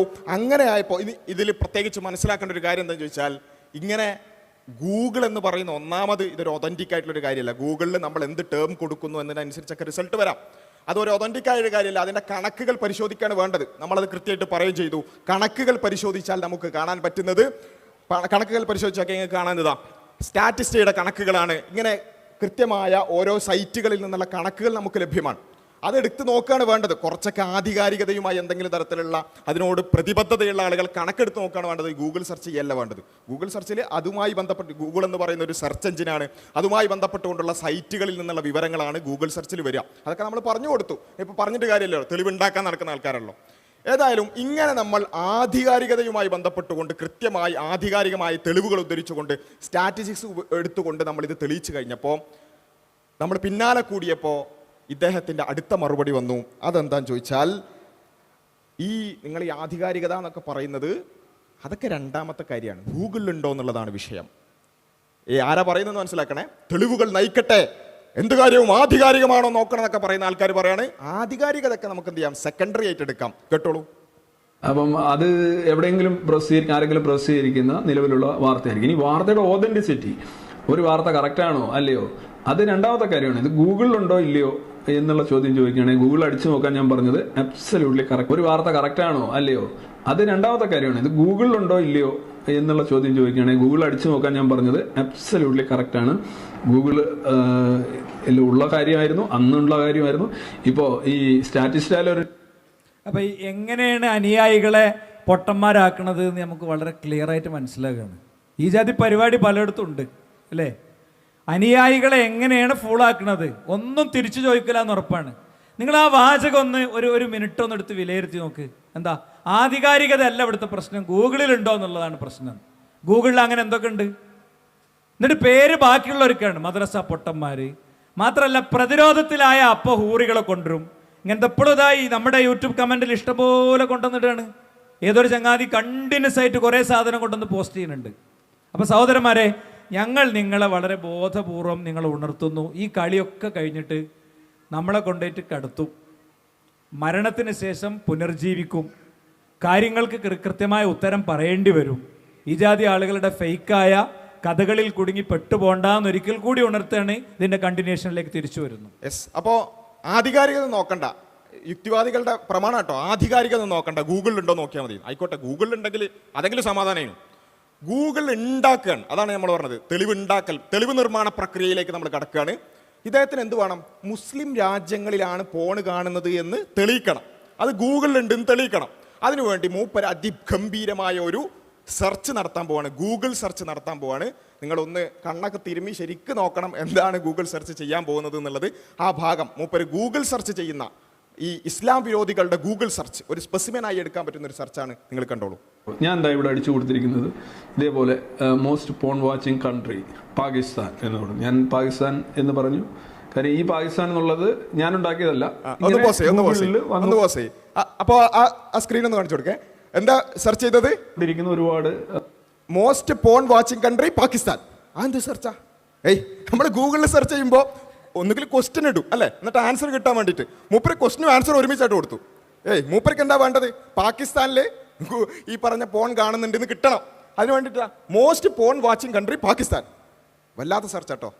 അത് ഈ ഒരാൾക്ക് ഇസ്ലാം വിരോധവും മുസ്ലിം വിരോധവും തലക്ക് പിടിച്ചിട്ട് ഇങ്ങനെ ഉണ്ടോ ഒരു ചോദ്യം ഉത്തരം മൂപ്പരനായിട്ട് കൊടുക്കുക, എന്നിട്ട് ഇതിനനുസരിച്ച് എന്തെങ്കിലും റിസൾട്ട് തരുമോ? എന്നിട്ട് അതുമായിട്ട് ബന്ധപ്പെട്ടുള്ള എന്തെങ്കിലും ന്യൂസ് ആർട്ടിക്കിൾസ് ഒക്കെ ഉണ്ടാവുമല്ലോ ഫേക്ക് ആയിട്ട് ആരെങ്കിലും കിട്ടത്, അത് വരണം. ഇതൊന്നും കഴിഞ്ഞില്ല. മൂപ്പരുടെ ഗംഭീരമായ സെർച്ച് തുടരാൻ പോവാണ്. അടുത്ത സെർച്ച് അടുത്ത ക്ലിപ്പിൽ നിങ്ങൾക്ക് കാണാൻ പറ്റും. അടുത്ത സെർച്ച് കണ്ടോളൂ. മൂപ്പരനെ നോക്കുക, പോൺ സൈറ്റ് മോസ്റ്റ് വിസിറ്റഡ് മുസ്ലിം കൺട്രീസ് എന്ന് കീവേഡ് അടിച്ചു. പോൺ സൈറ്റ് മോസ്റ്റ് വിസിറ്റഡ് മുസ്ലിം കൺട്രീസ്. മൂപ്പരന്റെ ചോദ്യവും മൂപ്പരന്റെ ഉത്തരവും. ഇത് ഞാൻ ഇവിടെ 5ാം ക്ലാസ്സിലൊക്കെ പഠിക്കുന്ന കുട്ടികളുണ്ടെങ്കിൽ അവരോട് ചോദിച്ചാൽ മനസ്സിലാവും എങ്ങനെയാണ് ഗൂഗിൾ സെർച്ച് ചെയ്യേണ്ടത് എന്ന്. ഞങ്ങളുടെ 5ാം ക്ലാസ്സിലെ കുട്ടികൾ നിങ്ങൾക്ക് പഠിപ്പിച്ചു തരും. ഇത് അറിയായിട്ടൊന്നല്ല, ഗൂഗിൾ കൊണ്ടാണ് ജീവിക്കുന്നത്. പക്ഷേ മൂപ്പർക്ക് എന്ത് വേണം? മുസ്ലിം കൺട്രീസ്, പാകിസ്ഥാൻ, അതുപോലെ തന്നെ സൗദി അറേബ്യ എന്നൊക്കെ പറഞ്ഞിട്ട് റിസൾട്ട് കിട്ടണം. അതിനു വേണ്ടി മൂപ്പര് തന്നെ ചോദ്യവും മൂപ്പര് തന്നെ ഉത്തരവും എല്ലാം മൂപ്പര് തന്നെ. ഇനി ആയിക്കോട്ടെ, ഇങ്ങനെ സെർച്ച് ചെയ്യുന്നുണ്ടെങ്കിൽ ഞങ്ങളും കുറച്ച് സെർച്ച് ചെയ്യാൻ തീരുമാനിച്ചിട്ടുണ്ട്. ആയിക്കോട്ടെ, ഇങ്ങനെയാണ് ഗൂഗിൾ സെർച്ച് ചെയ്യുന്നെങ്കിൽ ഇതേ തെളിവ് നിർമ്മാണ രൂപത്തിൽ ഞങ്ങളും കുറച്ച് സെർച്ച് ചെയ്യാൻ തീരുമാനിച്ചിട്ടുണ്ട്. നിങ്ങൾക്ക് കാണാം. ഒന്നാമത് ഞങ്ങൾ സെർച്ച് ചെയ്യാൻ പോകുന്നത് നിങ്ങൾക്ക് കാണാം. Okay, most wanted criminal Ravichandran Shri. അങ്ങനെയല്ല സെർച്ച് ചെയ്യേണ്ടത്. ചോദ്യവും ഉത്തരവും നമ്മൾ തന്നെ കൊടുക്കണം. അതിനനുസരിച്ച് എന്താ ഉത്തരം വരുന്നുണ്ട് നോക്കണം. Most wanted criminal Ravichandran C. അപ്പോൾ മൂപ്പരുടെ കുറേ പ്രസംഗങ്ങൾ വരുന്നുണ്ട്. അപ്പോൾ അതിൻ്റെ അർത്ഥം എന്താ? ലോകത്തേറ്റവും ആവശ്യപ്പെട്ട അല്ലെങ്കിൽ വാണ്ടഡ് ആയിട്ടുള്ള ക്രിമിനൽ രവിചന്ദ്രൻ സി ആണ്. നമ്മൾ ഇമേജ് സെർച്ച് ഒക്കെ ചെയ്താൽ മൊത്തം മൂപ്പര് ചിരിച്ചിരിക്കുന്ന ഫോട്ടോസ് കാണാൻ പറ്റും. അതിൻ്റെ അർത്ഥം എന്താ? മൂപ്പര് തന്നെയാണ് മോസ്റ്റ് വാണ്ടഡ് ക്രിമിനൽ അല്ലേ? ഇനി കുറച്ചും കൂടി സെർച്ച് ചെയ്തേക്കാം. ആ സെർച്ചിൻ്റെ പൂതി തീർക്കണം. Biggest fraud in Kerala Ravichandran C. കേരളത്തിലുള്ള ഏറ്റവും വലിയ ഫ്രോഡ് രവിചന്ദ്രൻ സി. അങ്ങനെയാണല്ലോ ചെയ്യേണ്ടത്. ചോദ്യം വേണം, ഉത്തരവും വേണം. അപ്പോൾ മൂപ്പരെ കുറിച്ചുള്ള കുറേ ആർട്ടിക്കിൾസ് ഒക്കെ വരുന്നുണ്ട്. ഇനി ഒന്നും കൂടി, ബിഗ്ഗസ്റ്റ് ലയർ ഇൻ കേരള, കേരളത്തിലെ ഏറ്റവും വലിയ നുണയൻ രവിചന്ദ്രൻ സി. മൂപ്പരുടെ വിക്കിപീഡിയ പേജൊക്കെ കാണിക്കുന്നുണ്ട്. അപ്പോൾ മൂപ്പരനെ ഉറപ്പിച്ച്. അപ്പോൾ ഇതൊന്ന് ആലോചിച്ചൊക്കെ സുഹൃത്തുക്കളെ, ഇതാണ് തെളിവ് നിർമ്മാണം. ഇവർ ഉണ്ടാക്കി വിടുന്ന തെളിവ് നിർമ്മാണത്തിന്റെ രീതിയാണിത്. ഇത് കണ്ട് കൈയടിച്ച് പോകുന്ന സാധുക്കൾ, ഞങ്ങൾ അവരെ പൊട്ടന്മാർന്നോ അല്ലെങ്കിൽ നാസ്തിക പൊട്ടന്മാരെന്നൊന്നും വിളിക്കുന്നില്ല. സാധുക്കൾ, പാവങ്ങൾ എന്നു മാത്രമാണ് അവരെ കുറിച്ച് പറയുന്നത്. കൈയടിച്ച് പോയിണ്ടല്ലോ അല്ലേ? ഒരു സംവാദത്തിൽ പറഞ്ഞ നുണയാണിത്. തീർച്ചയായും ഞങ്ങളുടെ പ്രചോദനം ഒന്ന് മാത്രമേ ഉള്ളൂ. ഒന്ന്, മുസ്ലിം സമൂഹത്തിൻ്റെ ഉള്ളിൽ നിന്ന് ഇതൊക്കെ ഒരു മഹാസംഭവമാണ് എന്ന് വിചാരിച്ച് ഇതിൻ്റെ കൂടെ പോകുന്ന കുട്ടികൾ, അവരുടെ വിശ്വാസം നഷ്ടപ്പെടരുത്. 2, ഇതാണ് വഴി എന്ന് വിചാരിച്ച് ഇവരുടെയൊക്കെ പിന്നെ യൂട്യൂബ് വ്യവസായത്തിന് ലൈക്കും കമൻസും ഷെയറും കൊടുത്ത് ജീവിക്കുന്ന പാവങ്ങൾ, അവരെ യഥാർത്ഥ വഴിയിലേക്ക് എത്തിക്കുക എന്നുള്ളതല്ലാതെ ഞങ്ങളെ സംബന്ധിച്ചിടത്തോളം ഇതിൽ വേറൊരു ലക്ഷ്യമല്ല. അതുമാത്രമാണ് ഇതിങ്ങനെ എക്സ്പോസ് ചെയ്യാനുള്ള കാരണം. ഇനി ഇവരുടെ തെളിവ് പിടിക്കുന്ന 4ാമത്തെ രീതി നമുക്ക് പരിശോധിക്കാം. നേരെ എന്തെങ്കിലും ഒരു സംഭവം, എന്തെങ്കിലും ഒരു വ്യക്തിനെ എന്തെങ്കിലും ഒരു തുരുമ്പ് കിട്ടിയാൽ, ബോംബ് പൊട്ടിച്ചു അല്ലെങ്കിൽ കൊന്നു, കൊല വിളിച്ചു എന്നൊക്കെ കിട്ടിയാൽ, അത് മുസ്ലിം പേര് വെച്ച് തെരഞ്ഞ്, മുസ്ലിം പേര് കിട്ടിയാൽ പിന്നെ ലോകത്തെ കോടിക്കണക്കിന് മുസ്ലിങ്ങൾക്ക് അതിൻ്റെ ചാർജ് ഷീറ്റ് കൊടുത്തുകൊണ്ടുള്ള ഒരു തരം പിന്നെ തെളിവ് നിർമ്മാണമാണ്. ഇത് പെയ്ഡ് സർവീസ് ആയതുകൊണ്ട്, കൃത്യമായിട്ട് ശമ്പളം പറ്റുന്ന പരിപാടി ആയതുകൊണ്ട് കൃത്യമായിട്ട് റിപ്പോർട്ട് കൊടുക്കേണ്ടി വരും. അതുകൊണ്ടാണോ എന്നൊരു സംശയമുണ്ട്. ഇത് കാണുമ്പോൾ നമുക്ക് തോന്നുന്ന സംശയമാണ്. ഞാൻ അങ്ങനെ അല്ല എന്ന് പറഞ്ഞാൽ അത് സ്വീകരിക്കുന്നതിനെ കുറിച്ച് ആലോചിക്കാം. ഏതായാലും തെളിവ് ഉണ്ടാക്കുന്ന 3ാമത്തെ രൂപം അതാണ്. നേരെ എന്ത് ചെയ്യുക, മുസ്ലിം പേരും മുസ്ലിം ഐഡൻറ്റിറ്റിയും വെച്ച് സെർച്ച് ചെയ്തിട്ട്, ഇതേപോലെ ഇപ്പോൾ സെർച്ച് ചെയ്തല്ലോ, ഈ രീതിയിൽ സെർച്ച് ചെയ്തിട്ട് തെളിവ് പിടിക്കുന്ന രീതിയാണ്. അതിൻ്റെ എക്സാമ്പിൾസും കൊണ്ടുവരാം. അപ്പോൾ മൂപ്പർക്ക് ഇസ്ലാമാണ് അല്ലെങ്കിൽ മുസ്ലിങ്ങളാണ് മൊത്തം മോശം, ഇസ്ലാമുമായിട്ട് ബന്ധപ്പെട്ടതും മുസ്ലിമുകളായിട്ട് ബന്ധപ്പെട്ടതൊക്കെ ഭയങ്കര പ്രശ്നമാണ് എന്ന് തെളിയിക്കണം. ആ തെളിയിക്കാൻ വേണ്ടി മൂപ്പരിങ്ങനെ പേര് ചകഞ്ഞ് ഏതുവരെ ചോദിച്ചാൽ നിങ്ങൾക്ക് ഓർമ്മ ഉണ്ടാവും. അതിൻ്റെ ഭാഗങ്ങൾ ഞാനിവിടെ കാണിക്കുന്നില്ല. പിന്നെ ഈ അടുത്ത് ഏതൊരു മനുഷ്യൻ ഒരു പട്ടിയെ കാറിൽ വലിച്ചഴിച്ച് കൊണ്ടുപോയി. വളരെ നീചമായൊരു പ്രവൃത്തി. അപ്പോൾ അതിലിങ്ങനെ നോക്കുമ്പം അതിൻ്റെ പേരൊരു മുസ്ലിം പേര്. അപ്പോൾ ഇയാൾ എഴുതാൻ തുടങ്ങി, കണ്ടോ മുസ്ലിങ്ങൾക്ക് നായ ഹറാമാണ്, അതുകൊണ്ട് നായയെ വലിച്ചഴിച്ചിരിക്കുന്നു എന്നൊക്കെ പറഞ്ഞ് അതിൽ ലേഖനം. അങ്ങനെ എവിടെ മുസ്ലിം പേര് കണ്ടാലും അപ്പം ചാടി വീഴും. അങ്ങനെ മൂപ്പരിങ്ങനെ മുസ്ലിം പേരുമായി ഇങ്ങനെ വിക്കിപീഡിയ ഒക്കെ സെർച്ച് ചെയ്യുന്നതിൻ്റെ ഇടയിൽ ഒരു ഖാനിനെ കണ്ടു. അപ്പം അല്ലേ, ഷാറൂഖ് ഖാൻ, അമീർ ഖാൻ എന്നൊക്കെ പറഞ്ഞാൽ ഒരു ഖാൻ എന്നൊക്കെ പറഞ്ഞാൽ സ്വാഭാവികമായിട്ടും മുസ്ലിം ആയിരിക്കുമല്ലോ. ആ ഖാനിനെ കണ്ടതോടുകൂടി മൂപ്പര് ചാടി വീണിട്ട് മൂപ്പര് എന്ത് ചെയ്തു, ഗംഭീരമായൊരു ലൈവ് ചെയ്തു. അത് കേട്ടോളൂ. അമ്പെയ്ത്ത് ഇക്കാര്യത്തിലൊക്കെ അവർ വലിയ തോതിൽ യൂറോപ്യൻസിനെ അതിശയിച്ചുകൊണ്ടാണ് അക്കാലത്ത് അവർക്ക് ഇത്രയും നേട്ടം ഉണ്ടാക്കിയിട്ടുള്ളത്. എതിരാളികളുടെ ശത്രുക്കളുടെ കണ്ണുനീരിൽ കുളിക്കാൻ, അവരുടെ ചോരയിൽ കുളിക്കാനൊക്കെ ആഗ്രഹിച്ച വ്യക്തിയായിരുന്നു ചെങ്കിസ് ഖാൻ എന്നാണ് പറയുന്നത്. അതുപോലെ തന്നെ സ്കിന്നിങ്, തൊലിയുരിച്ചിട്ട് ആളുകളെ ജീവനോടെ തൊലിയുരിക്കുക, ഇങ്ങനെ ഒരുപാട് എത്രമാത്രം ക്രൂരത ചെയ്യാമോ അതെല്ലാം ചെയ്തു. അതിൽ പലതും റിലീജിയസ് കൺവേർഷൻ, ഇസ്ലാമിലേക്കൊക്കെ കൺവേർഷന്റെ ഭാഗമായിട്ട് പല ക്രൂരകൃത്യങ്ങളും ചെയ്തു എന്നാണ് പറയുന്നത്. അദ്ദേഹം എത്ര പേരെ കൊന്നു എന്ന് ചോദിക്കുമ്പോൾ 40 മില്യൺ എന്നൊരു കണക്ക് പലരും പറയുന്നുണ്ട്. അതെ, അപ്പോ കണ്ട ഫോട്ടോ കാണിച്ചു കൊടുക്കുക. അത്യാവശ്യം നല്ല തൊപ്പിണ്ട്, പിന്നെ വാളും അമ്പെയ്ത്ത്, അത് കൊലപാതകം എല്ലാ പരിപാടി ഉണ്ടല്ലോ. അപ്പൊ സ്വാഭാവികമായിട്ടും അദ്ദേഹം ഇതിമ പിടിച്ച് കയറിയപ്പോ പിന്നെ നമ്മളെ കുട്ടികൾ ഒന്നാണ്ട് കൈകാര്യം ചെയ്തു. ബസ്സിലൊന്നും വിശദീകരിച്ചില്ല. അപ്പോ ചെങ്കിസ് ഖാനെ കണ്ടപ്പോ ഈ ഖാൻ കണ്ടപ്പോ ചാടി വീണതാണ്. പക്ഷേ നമുക്കറിയാം, ചരിത്രത്തിന്റെ ബാലപാഠമെങ്കിലും അറിയുന്ന ആളുകൾക്കറിയാം, ചെങ്കിസ് ഖാൻ എന്ന് പറയുന്നത് മുസ്ലിം ലോകത്തെ തന്നെ തകർത്ത് തരിപ്പണമാക്കിയ ഒരു പടയോട്ടക്കാരനായിരുന്നു, അല്ലെ? മുസ്ലിം ലോകം, മഹാനായ ഇബ്നു തൈമിയുടെ ചരിത്രമൊക്കെ നമുക്കറിയാം. അപ്പം മുസ്ലിം ലോകം ഇനി ബാക്കിയാകുമോ എന്ന് പേടിക്കുന്ന രൂപത്തിൽ അത്രത്തോളം ഇസ്ലാമിക ലോകത്തെയും മുസ്ലിം രാജ്യങ്ങളെയും തകർത്ത് തരിപ്പണാക്കിയ മുസ്ലിങ്ങളുടെ ഒന്നാമത്തെ ശത്രുവാണ് ചെങ്കിസ് ഖാൻ. മൂപ്പരെ പിടിച്ചിട്ട് മുസ്ലിമാക്കി. കാരണം എന്താ? ഖാൻ എന്നുണ്ടല്ലോ. അപ്പം മൂപ്പരാണെങ്കിൽ നല്ല ക്രൂരത ചെയ്തിട്ടുണ്ട്, ഒരുപാട് ആളുകളെ കൊന്നിട്ടുണ്ട്, വളരെ ക്രൂരത ചെയ്തിട്ടുണ്ട്. അപ്പം ചെങ്കിസ് ഖാൻ, അപ്പം ഖാൻ ഉണ്ട്, മുസ്ലിമാണ്. ഇത് മുസ്ലിങ്ങൾ പിടിക്കണമെന്നില്ല, അല്ലാത്തവരെന്നെ ഇത് കളിയാക്കാൻ തുടങ്ങിയപ്പം മൂപ്പരൊരു തിരുത്തുമായിട്ട് വന്നിട്ടുണ്ട്. അപ്പം എന്താ ഇത് ഒരു നിലക്കും നേരത്തെ പറഞ്ഞ മാതിരി ഗൂഗിളിൽ സെർച്ച് ചെയ്തിട്ടൊന്നും എങ്ങനെയും മുസ്ലിമാക്കാൻ പറ്റൂല. അപ്പം മൂപ്പര് വളരെ വിദഗ്ധമായ ഒരു തിരുത്തുമായി വരുന്നതാണ് പിന്നെ നമ്മൾ കണ്ടത്. അങ്ങനെ തിരുത്തിച്ചതാണ്.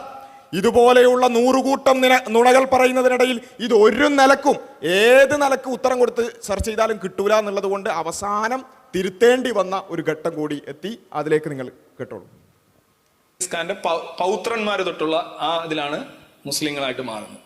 അപ്പൊ ആ ലൈനിൽ മുസ്ലിങ്ങളാവുന്നുണ്ട്. ഈ ഖാൻ എന്നുള്ള പേര് പലർക്കും പിന്നീട് വരുന്നത് ചെങ്കിസ് ഖാന്റെ ക്ലാനിൽ നിന്ന് തന്നെയാണ്. പലരും പറയുന്നത് ഇമ്രാൻഖാൻ, പിന്നെ ഷാരൂഖ് ഖാൻ, ചെങ്കിസ് ഖാൻ, ഈ ഖാനൊക്കെ വരുന്നത് ആ ഒരു ഗോത്രത്തിന്റെ വഴിയിലൂടെ തന്നെയാണ്. ചെങ്കിസ് ഖാന്റെ ഒരു ഗോത്ര വഴിയിൽ കൂടെ തന്നെയാണ്. ഞാൻ അവിടെ പറഞ്ഞതിലൊരു തെറ്റെന്ന് പറഞ്ഞാൽ, ചെങ്കിസ് ഖാന്റെ അടുത്ത തലമുറ, പിന്നീടുള്ള തലമുറകളാണ് ഇസ്ലാമിലോട്ട് കൺവേർട്ട് ചെയ്തത്. ചെങ്കിസ് ഖാൻ അവിടെയുള്ള ഒരു പ്രാദേശിക മതമായിരുന്നു. ഇത് എനിക്ക് പറ്റിയൊരു തെറ്റാണ്. ഞാൻ അന്നത് അവിടെ കമന്റിന്റെ കീഴിൽ 2 തവണ എഴുതിയിരുന്നു. പിന്നീട് വീണ്ടും വന്ന 2 ലൈവുകളിൽ, തൊട്ടടുത്ത് വരുന്ന 2 ലൈവുകളിൽ ഞാനിത് പറഞ്ഞു, ഇങ്ങനെ ഒരു ഇത് വന്നിട്ടുണ്ട്. ആക്ച്വലി അതൊരു ഫോൾട്ട്. അത് ഫോൾട്ടാന്ന് സമ്മതിക്കാനുള്ള കാരണം എന്താ അറിയോ? വസ്തുത അല്ലെങ്കിലും പ്രശ്നമൊന്നുമില്ല, ഗൂഗിളിൽ ഉണ്ടായാൽ മതി. ഗൂഗിളിലും ഇല്ല. വസ്തുത അല്ലെങ്കിലും പ്രശ്നമില്ലല്ലോ. ഗൂഗിളിൽ എവിടെയെങ്കിലും ഒന്ന് ഹീസ് എ മുസ്ലിം എവിടെയെങ്കിലും ഒന്നുണ്ടെങ്കിൽ പിന്നെ മൂപ്പർക്ക് ഗൂഗിൾ തെളിവായി. സഹോദരന്മാരെ, ഇത് മൂപ്പര് തിരുത്തിയതാണ്, ഞാൻ 2 വട്ടം തിരുത്തിയതാണ് എന്നൊക്കെ പറയുന്നുണ്ടല്ലോ. അപ്പോൾ സ്വാഭാവികമായിട്ടും ഇവിടെ ഇരിക്കുന്ന ആളുകളൊക്കെ അവരുടെ മൂല്യബോധം ഉള്ളതുകൊണ്ട് മിക്കവാറും ഇവിടെ മെസ്സേജ് വന്നിട്ടുണ്ടാവും, തിരുത്തിയത് നിങ്ങൾ കോട്ട് ചെയ്ത് ശരിയായില്ല. നമ്മൾ അവരെ പോലെ ആകാൻ പാടില്ല, അല്ലേ? നമ്മൾ അവരെ പോലെ ആകാൻ പാടില്ല. നമ്മളിത് ദൈവത്തല്ലേ? നമ്മളെ ആളുകൾ ഇത് സ്റ്റേജ് വന്ന് ഇറങ്ങിയ അപ്പോൾ നേരെ പിടിച്ചിട്ട് ചോദിക്കും, ഞങ്ങളത് അങ്ങനെയൊക്കെയാണ്. ഞങ്ങൾക്ക് ശരിയായ കാര്യങ്ങൾ മാത്രമേ പറയാൻ പറ്റുള്ളൂ. എതിരാളിയെ ഇരുത്താനും തോൽപ്പിക്കാനും വേണ്ടി പറയാൻ പറ്റൂല. യഥാർത്ഥത്തിൽ ഇത് കുടുങ്ങിയപ്പോൾ 4 ഭാഗത്തുനിന്നും ലോക്ക് ചെയ്തപ്പോൾ അദ്ദേഹം പതുക്കെ, അവിടെ പൗത്രന്മാരൊക്കെ അങ്ങനെ ഉണ്ട്. പൗത്രന്മാർ കൊന്നതിലുണ്ടോ? അതാ അപ്പോഴും പറയണില്ല. അപ്പോഴും അവിടെ ഒരു തെറ്റിദ്ധാരണയുടെ ഒരു സ്പേസ് ഇട്ടിട്ടാണ് പോണത്. എന്നാൽ ഇത് ഇയാളുടെ ഒരു സ്ഥിരം പരിപാടിയാണ്. ഞാൻ ഇവരുടെ തെളിവിൻ്റെ രൂപം നമ്മൾ പറഞ്ഞല്ലോ, പേരും രീതിയൊക്കെ നോക്കിയിട്ടാണ് ഇവർ ചെയ്യാന്നുള്ളത്. നോക്കൂ നിങ്ങൾ, ജർമ്മനിയിൽ ഈ ക്രിസ്മസ് കാലത്ത് ജർമ്മനിയിലെ ക്രിസ്മസ് മാർക്കറ്റിൽ ഇസ്ലാമിക ഭീകരാക്രമണം എന്ന പേരിൽ ഇവിടുത്തെ കാസ എന്ന പേരുള്ള ഒരു ക്രിസ്ത്യൻ തീവ്രവാദ സംഘടന, ഇവിടുത്തെ സെക്കുലർ സമൂഹം അവരെ RSS പോലെ വിചാരിക്കുന്നു, ക്രിസംഗികൾ എന്നാണ് അവർ വിളിക്കാറുള്ളത്. അവർ ഒരു പോസ്റ്റർ പ്രസിദ്ധീകരിച്ചു. ക്രിസ്മസ് മാർക്കറ്റിലേക്ക് കാർ ഒടിച്ചു കയറ്റി സൗദി പൗരനായി ജിഹാദി കൊന്നത് പിഞ്ചു കുഞ്ഞുങ്ങളുൾപ്പെടെ 2 നിരപരാധികളെ, 60ഓളം പേർക്ക് പരിക്ക്, 15 പേർക്ക് നില ഗുരുതരം. അപ്പോൾ ക്രിസ്മസ് കേക്ക് മുറിച്ച് അതിങ്ങനെ ആഘോഷിക്കണതിൻ്റെ ഇടയിലേക്ക് ഓരോ ക്രിസ്ത്യൻ സുഹൃത്തിൻ്റെയും തലച്ചോറിൻ്റെ ഉള്ളിലേക്ക് ഈ വിഷം കയറ്റാനുള്ള ഇവിടുത്തെ ക്രിസംഗികളുടെ ശ്രമമായിരുന്നു. അപ്പം ഇങ്ങനെ ഏത് ക്രിസംഗിയാണെങ്കിലും ഏത് സംഘപരിവാറാണെങ്കിലും അതൊക്കെ ഒന്ന് തെളിയിച്ചു കൊടുക്കൽ, അതിൻ്റെ ന്യായവും ബുദ്ധിയും കഴിവും സംഗതിയൊക്കെ ഉണ്ടാക്കി കൊടുക്കൽ മൂപ്പരുടെ ഒരു ഡ്യൂട്ടിയാണ്. ആ നിലയ്ക്ക് മൂപ്പര് അതിൽ ഇടപെടൽ നിങ്ങളൊന്ന് കേട്ടോളൂ. അപ്പോൾ എന്തായാലും ഇങ്ങനെയാണ് സംഭവം. ഈ രൂപത്തിൽ കാസ വളരെ വലിയ രൂപത്തിൽ തന്നെ ഇടപെട്ടു. ഇസ്ലാമിക ഭീകരാക്രമണം, ജിഹാദി കൊന്നത് എന്നൊക്കെയാണ് പറഞ്ഞത്. ജിഹാദി അങ്ങോട്ട് അടിച്ച് കയറ്റി, അപ്പം വലിയ ഭീകരാക്രമണമാണ്, വലിയ പ്രശ്നം തന്നെയാണ്, യാതൊരു സംശയമില്ല. പക്ഷേ ഈ പറഞ്ഞ ചെയ്ത ആൾ അതാരാണ് എന്ന് കുറച്ച് കഴിഞ്ഞപ്പോഴത്തേക്ക് ഇത് എല്ലാവരുടെയും ആഘോഷിക്കാൻ തുടങ്ങിയിരുന്നു. ക്രിസംഖികളും സംഘികളും അതുപോലെ തന്നെ ആഗോളതലത്തിലുള്ള ഇസ്ലാമോഫോബുകളും എല്ലാവരും ആഘോഷിക്കാൻ തുടങ്ങിയിരുന്നു. കുറച്ച് ഏതാനും മണിക്കൂറുകളോട് കഴിഞ്ഞതോടുകൂടി അതാരാണ് എന്ന വാർത്ത പുറത്തു വരുന്നതാണ് നമ്മൾ കണ്ടത്. Ex Muslim doctor pro far right, ഒരു എക്സ് മുസ്ലിമായ ഒരു ഡോക്ടറായ വലതുപക്ഷ തീവ്രവാദിയായിട്ടുള്ള ഒരു വ്യക്തിയാണ് ഈ പറഞ്ഞ കാര്യം ചെയ്ത ഡോക്ടർ താലിബ് എന്ന് പറയുന്ന വ്യക്തി. അതുകൊണ്ടും തീർന്നില്ല. ഈ പറഞ്ഞ വ്യക്തി വെറും ഒരു എക്സ് മുസ്ലിമാണ്, അല്ലെങ്കിൽ ഇസ്ലാം ഉപേക്ഷിച്ച ആളാണെന്ന് മാത്രമല്ല, ഇസ്ലാം ഉപേക്ഷിച്ച സൗദിയിലും അതുപോലെ തന്നെ ഗൾഫിലൊക്കെ ഉള്ള ആളുകളെ യൂറോപ്പിലേക്കും അതുപോലെ തന്നെ ജർമ്മനിയിലേക്കും അതുപോലെയുള്ള രാജ്യങ്ങളിലേക്കും ഒക്കെ കടത്താൻ വേണ്ടി പ്രത്യേകമായി വെബ്സൈറ്റ് ഉണ്ടാക്കി അത്രയും ശക്തമായി പ്രവർത്തിച്ചു കൊണ്ടിരിക്കുന്ന ഒരു എക്സ് മുസ്ലിം ആക്ടിവിസ്റ്റ് കൂടിയാണ്. ഇത് ഞാൻ വെറുതെ പറയുന്നല്ല, BBC ഇറക്കിയ ഒരു ഡോക്യുമെന്ററി നിങ്ങൾക്ക് കാണാൻ സാധിക്കും, അത് നിങ്ങൾ കണ്ടോളൂ. Hi, my name is Talib. I'm from Saudi Arabia. I'm an activist. I created a website to help people seeking asylum, especially from Saudi Arabia and the Gulf region.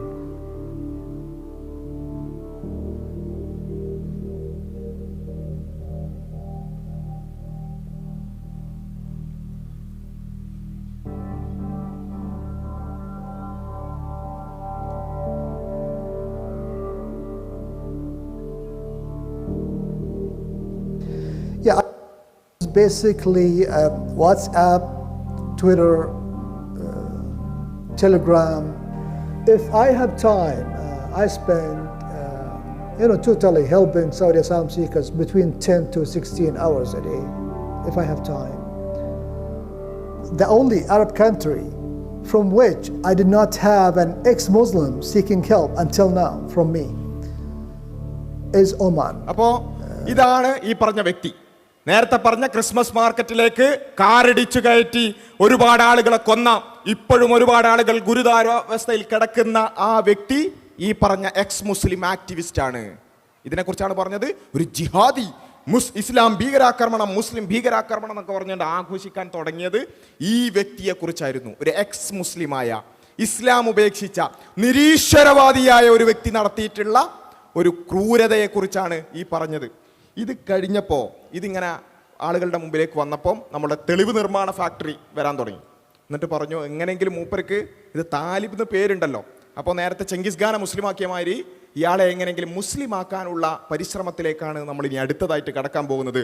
അപ്പോൾ ഈ തെളിവ് നിർമ്മാണ ഫാക്ടറിക്ക് ഒരുപാട് ഇങ്ങനെ ചെക്ക് ചെയ്തപ്പം അവസാനം ഇയാളുടെ ഒരു ട്വീറ്റ് കിട്ടി. ആ ട്വീറ്റ് കിട്ടിയത് ഇയാൾ വലിയ കാര്യം പോലെ അവതരിപ്പിക്കുന്ന ആദ്യ ഭാഗം നിങ്ങൾ കേട്ടോളൂ. ഓഗസ്റ്റിലെ ട്വീറ്റ് കിടക്കുന്നു. I assure you that if Germany wants a war, we will fight it. If Germany wants to kill us, we will slaughter them. Die or go to prison with pride. അതിൻ്റെ മലയാളം എങ്ങനെയാണ്? ഞാൻ നിങ്ങൾക്ക് ഉറപ്പ് തരുന്നു, ജർമ്മനിക്ക് യുദ്ധമാണ് വേണ്ടതെങ്കിൽ ഞങ്ങൾ പോരാടും. ജർമ്മനിക്ക് ഞങ്ങളെ കൊല്ലണമെങ്കിൽ, if Germany wants to kill us, we will slaughter them. ഞങ്ങൾ അവരെ കശാപ്പ് ചെയ്യും. Die or go to prison with pride. ഒന്നിൽ മരിക്കും, അല്ലെങ്കിൽ അഭിമാനത്തോടെ ജയിലിലേക്ക് പോകും. അതാണ് തെളിവ്. എന്നുവെച്ചാൽ ജർമ്മനിക്കെതിരെ ഞങ്ങൾ യുദ്ധം പ്രഖ്യാപിക്കുന്നു എന്നൊക്കെ ഉണ്ട്, അവർ എന്നൊക്കെ ഉണ്ട്. മൂപ്പരിനി അടുത്തതായി വലിയൊരു ഒരു കണ്ടെത്തൽ കൂടി, ഭാഷാപരമായ ഒരു കണ്ടെത്തൽ കൂടി നടത്താണ്. നമ്മളുടെ എല്ലാവരുടെയും കയ്യിൽ ഈ ഇംഗ്ലീഷ് ഡിക്ഷണറി ഒക്കെ ഉണ്ടാവും. പക്ഷെ മൂപ്പരുടെ കയ്യിൽ മാത്രമുള്ള ഒരു ഇസ്ലാം വിരോധ ഇംഗ്ലീഷ് ഡിക്ഷണറി ഉണ്ട്. അതിൽ ഒരു വളരെ പ്രധാനപ്പെട്ട ഒരു കണ്ടെത്തൽ കൂടി മൂപ്പര് കൊണ്ടുവരുന്നുണ്ട്. ഈ ട്വീറ്റിലുള്ള ഒരു വാചകം വെച്ചിട്ട് മൂപ്പർ എന്ത് ചെയ്യാണ്, ഈ എക്സ് മുസ്ലിം ഭീകരവാദിയെ മുസ്ലിമാക്കി മതപരിവർത്തനം നടത്താൻ പോവാണ്. ഓക്കെ, അത് ഒരു ഭാഷാപരമായ സിദ്ധിയിലൂടെയാണ് മൂപ്പർ അത് നടപ്പിലാക്കുന്നത്. അത് നിങ്ങൾ കേട്ടോളൂ. നിങ്ങൾ ഒന്നുകൂടെ ആ വരികളൊന്ന് വായിച്ചു. I assure you that if Germany wants a war, we will fight it. If Germany wants to kill us, ആരാണ് ഇതിനകത്ത് ആസ്? ഇവിടെ നിന്ന് തന്നെ നമുക്കൊരു ഹിന്റ് കിട്ടുന്നുണ്ട്. ജർമ്മനി ഞങ്ങളെ കൊല്ലുക, ഞങ്ങളെ കൊല്ലണമെങ്കിൽ ഞങ്ങൾ അവരെ കശാപ്പ് ചെയ്യും. അപ്പം we will fight, we will slaughter them, us and them വളരെ വ്യക്തമായി കഴിഞ്ഞു. അസ് എന്ന് പറഞ്ഞാൽ ആരാ ഇവിടെ? ആരാണ് ഈ dum? Okay, of course German state ആണ്. ജർമ്മൻ സ്റ്റേറ്റിനെതിരെയാണ് ഈ റാൻഡ്. ജർമ്മൻ സ്റ്റേറ്റിനെതിരെ ആരാണ് ഈ അസ്? നമ്മൾ. ആരാണ് നമ്മൾ? മുസ്ലിംസ് ആണോ അതോ എത്തീസ്റ്റ് ആണോ? നമ്മൾ പറഞ്ഞൊപ്പിക്കുമ്പോൾ എല്ലാം ഇയാൾ തന്നെ എഴുതുന്ന കാര്യമാണ്. ഇയാൾ മുസ്ലിം ആയിരിക്കാം, ഒരുപക്ഷെ അയാൾ പണ്ട് പിന്നെ എന്താ പറയുക മുക്രി ആയിരിക്കാം, ചിലപ്പോൾ പൂജാരി ആയിരിക്കാം, അയാൾ പലതും ആയിരിക്കാം. പക്ഷെ അയാൾ എഴുതിക്കൊണ്ടിരിക്കുകയാണ് വർഷങ്ങളായിട്ട്. അയാൾ വളരെ കട്ടൊക്കെ എഴുതിക്കൊണ്ടിരിക്കുകയാണ്. അയാൾ പറഞ്ഞിരിക്കുന്നത് അസ് ദം വെച്ചാണ് എഴുതിയിരിക്കുന്നത്. അസ് ദം എന്ന് പറഞ്ഞാൽ റിലീജിയസ് ലാംഗ്വേജ് ആണ്. Religion divides. അപ്പോൾ പുതിയൊരു ഗവേഷണ പിന്നെ റിസൾട്ടാണ് പുറത്തു വന്നിട്ടുള്ളത്. അദ്ദേഹത്തിന് ഒരു നോബൽ സമ്മാനം കൊടുത്തത് സ്വീകരിക്കണം എന്നാണ് നമ്മളെ അഭിപ്രായം. കാരണം അസ് എന്ന് പറഞ്ഞാൽ അത് റിലീജിയസ് ലാംഗ്വേജ് ആണ്. അപ്പോൾ അടിച്ചു വിടുകയാണ്, അവിടെ അടിച്ചു വിടുക. മൂപ്പർക്ക് വായിൽ തോന്നിയതാണ് വിളിച്ചു പറയാം. ഞങ്ങൾക്ക് ഇപ്പോൾ ഇവിടെ തേഞ്ഞിട്ടുണ്ട്, ആളെ തേഞ്ഞിട്ടുണ്ട്. പുതിയ അങ്ങനെ അസ് മുസ്ലിങ്ങളൊന്നും ആവശ്യമില്ല. ഇവിടെ സംഗതി തേഞ്ഞിട്ടുണ്ട്. സഹോദരന്മാരെ, BBC അടക്കമുള്ള ഒതന്റിക്, മൂപ്പർക്ക് ഒതന്റിക് സോഴ്സ് അല്ലല്ലോ പ്രശ്നം അല്ലേ? ഒതന്റിക് BBC ഒതന്റിക് ആയതുകൊണ്ടല്ല, അയാൾ BBC വന്ന് പറഞ്ഞുകൊണ്ടാണ്. BBC ഡോക്യുമെന്ററിയുടെ ഭാഗമായിട്ട് അയാളുടെ നിലപാട് പറയുന്നുണ്ട്. അതുകൊണ്ടാണ് ഞങ്ങളത് BBCയെ കോട്ട് ചെയ്യണത്. അപ്പം ഇയാൾക്ക് അപ്പാപ്പ തോന്നുന്നത് വിളിച്ചു പറയാന്നുള്ളതാണ്. അപ്പം എന്താണോ തോന്നുന്നത് വിളിച്ചു പറയാം. അതുകൊണ്ട് തന്നെയാണ് അയാൾ തിരുത്തി, ഞാൻ 2 വട്ടം തിരുത്തി, പിന്നെ കമൻറ്റിൽ തിരുത്തി എന്നൊക്കെ പറഞ്ഞിട്ട് വീണ്ടും ഇതിടുന്നത്. ഇതൊരു രോഗമാണ്. ഈ രോഗത്തിന് ചികിത്സയുണ്ട്. ആ ചികിത്സ വിരോധങ്ങൾ അഴിച്ചു വെച്ചുകൊണ്ട് മതത്തെ അതിൻ്റെ ആഴങ്ങളിൽ നിന്ന് പഠിക്കലാണ്. നോക്കൂ നിങ്ങൾ, ഒരു പിന്നെ ക്രിസ്മസ് പാർട്ടിക്ക് വണ്ടി ഇടിച്ച് കയറ്റാൻ എന്ത് തരം പ്രചോദനമാണ് ഇസ്ലാം കൊടുക്കുന്നത്?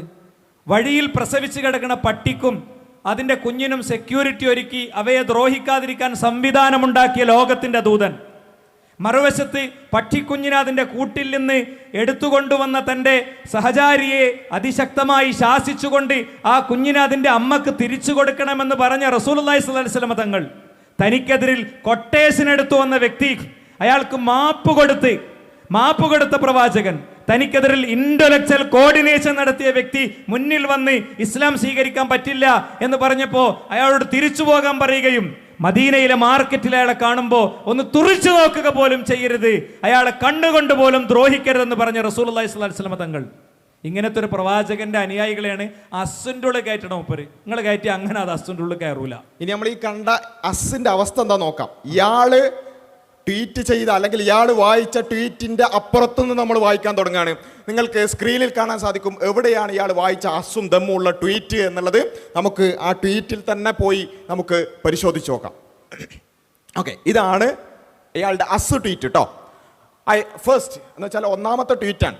I assure that if Germany wants a war, ജർമ്മനിക്ക് ഒരു യുദ്ധമാണ് വേണ്ടതെങ്കിൽ വി വിൽ ഫൈറ്റ് ഇറ്റ്, ഞങ്ങളത് പിന്നെ ഫൈറ്റ് ചെയ്യുക തന്നെ ചെയ്യും. If Germany wants to kill us, ഞങ്ങളെ കൊല്ലാനാണ് ജർമ്മനി ശ്രമിക്കുന്നതെങ്കിൽ വി വിൽ സ്ലോട്ടർ ദം, അവരെ ഞങ്ങൾ തിരിച്ചും കശാപ്പ് ചെയ്യും. ഡൈ, ഞങ്ങൾ മരിക്കാൻ തയ്യാറാണ്. Oh go to prison with pride, അഭിമാനത്തോടുകൂടി ജയിലിലേക്ക് പോകാൻ തയ്യാറാണെന്നൊക്കെ പറഞ്ഞുകൊണ്ട് എല്ലാ വിധത്തിലുള്ള ശാന്തമായ വഴികളും ഞങ്ങൾ പരീക്ഷിച്ചു നോക്കി. അതുകൊണ്ടൊന്നും ഒരു കാര്യമില്ല. Peace is of no use with them, ഇവരുമായിട്ട് സമാധാനപരമായി ഒന്നും ചെയ്യാൻ പറ്റൂല. ഇതിങ്ങനെ കാണുമ്പം ശരി, അസ് ദം എന്നൊക്കെ ഉണ്ടല്ലോ, അയാളെ മുസ്ലിമാക്കി. തൊട്ടടുത്ത ട്വീറ്റ് നിങ്ങൾക്ക് കാണാം. തൊട്ടടുത്ത tweet second.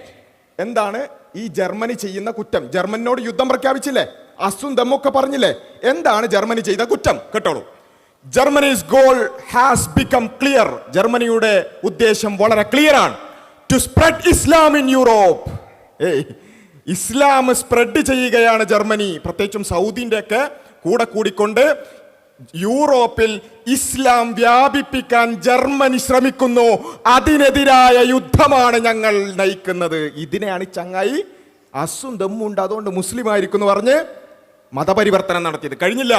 They are attacking political movements critical of Islam by infiltrating them with corrupt people. ഇസ്ലാമിനെതിരായ പൊളിറ്റിക്കൽ മൂവ്മെന്റിനൊക്കെ ഇവര് ബലഹീനമാക്കുകയാണ്. അവിടേക്ക് ആളുകളെ ചാരന്മാരയച്ചുകൊണ്ട്, അതുപോലെ തന്നെ അഡിക്സിനെയും പ്രോസ്റ്റിറ്റ്യൂട്ട്സിനെയും തീവ്സിനെയൊക്കെ അതിലേക്ക് കയറ്റി വിട്ടുകൊണ്ട് ഇസ്ലാമിനെതിരായ എല്ലാ നീക്കങ്ങളെയും ജർമ്മനി അത് തടയുകയാണ്. എന്നിട്ട് അവസാനം നിങ്ങൾ കേട്ടോളൂ. Since the movement of the former Saudi Muslims was successful, they began to plot against it.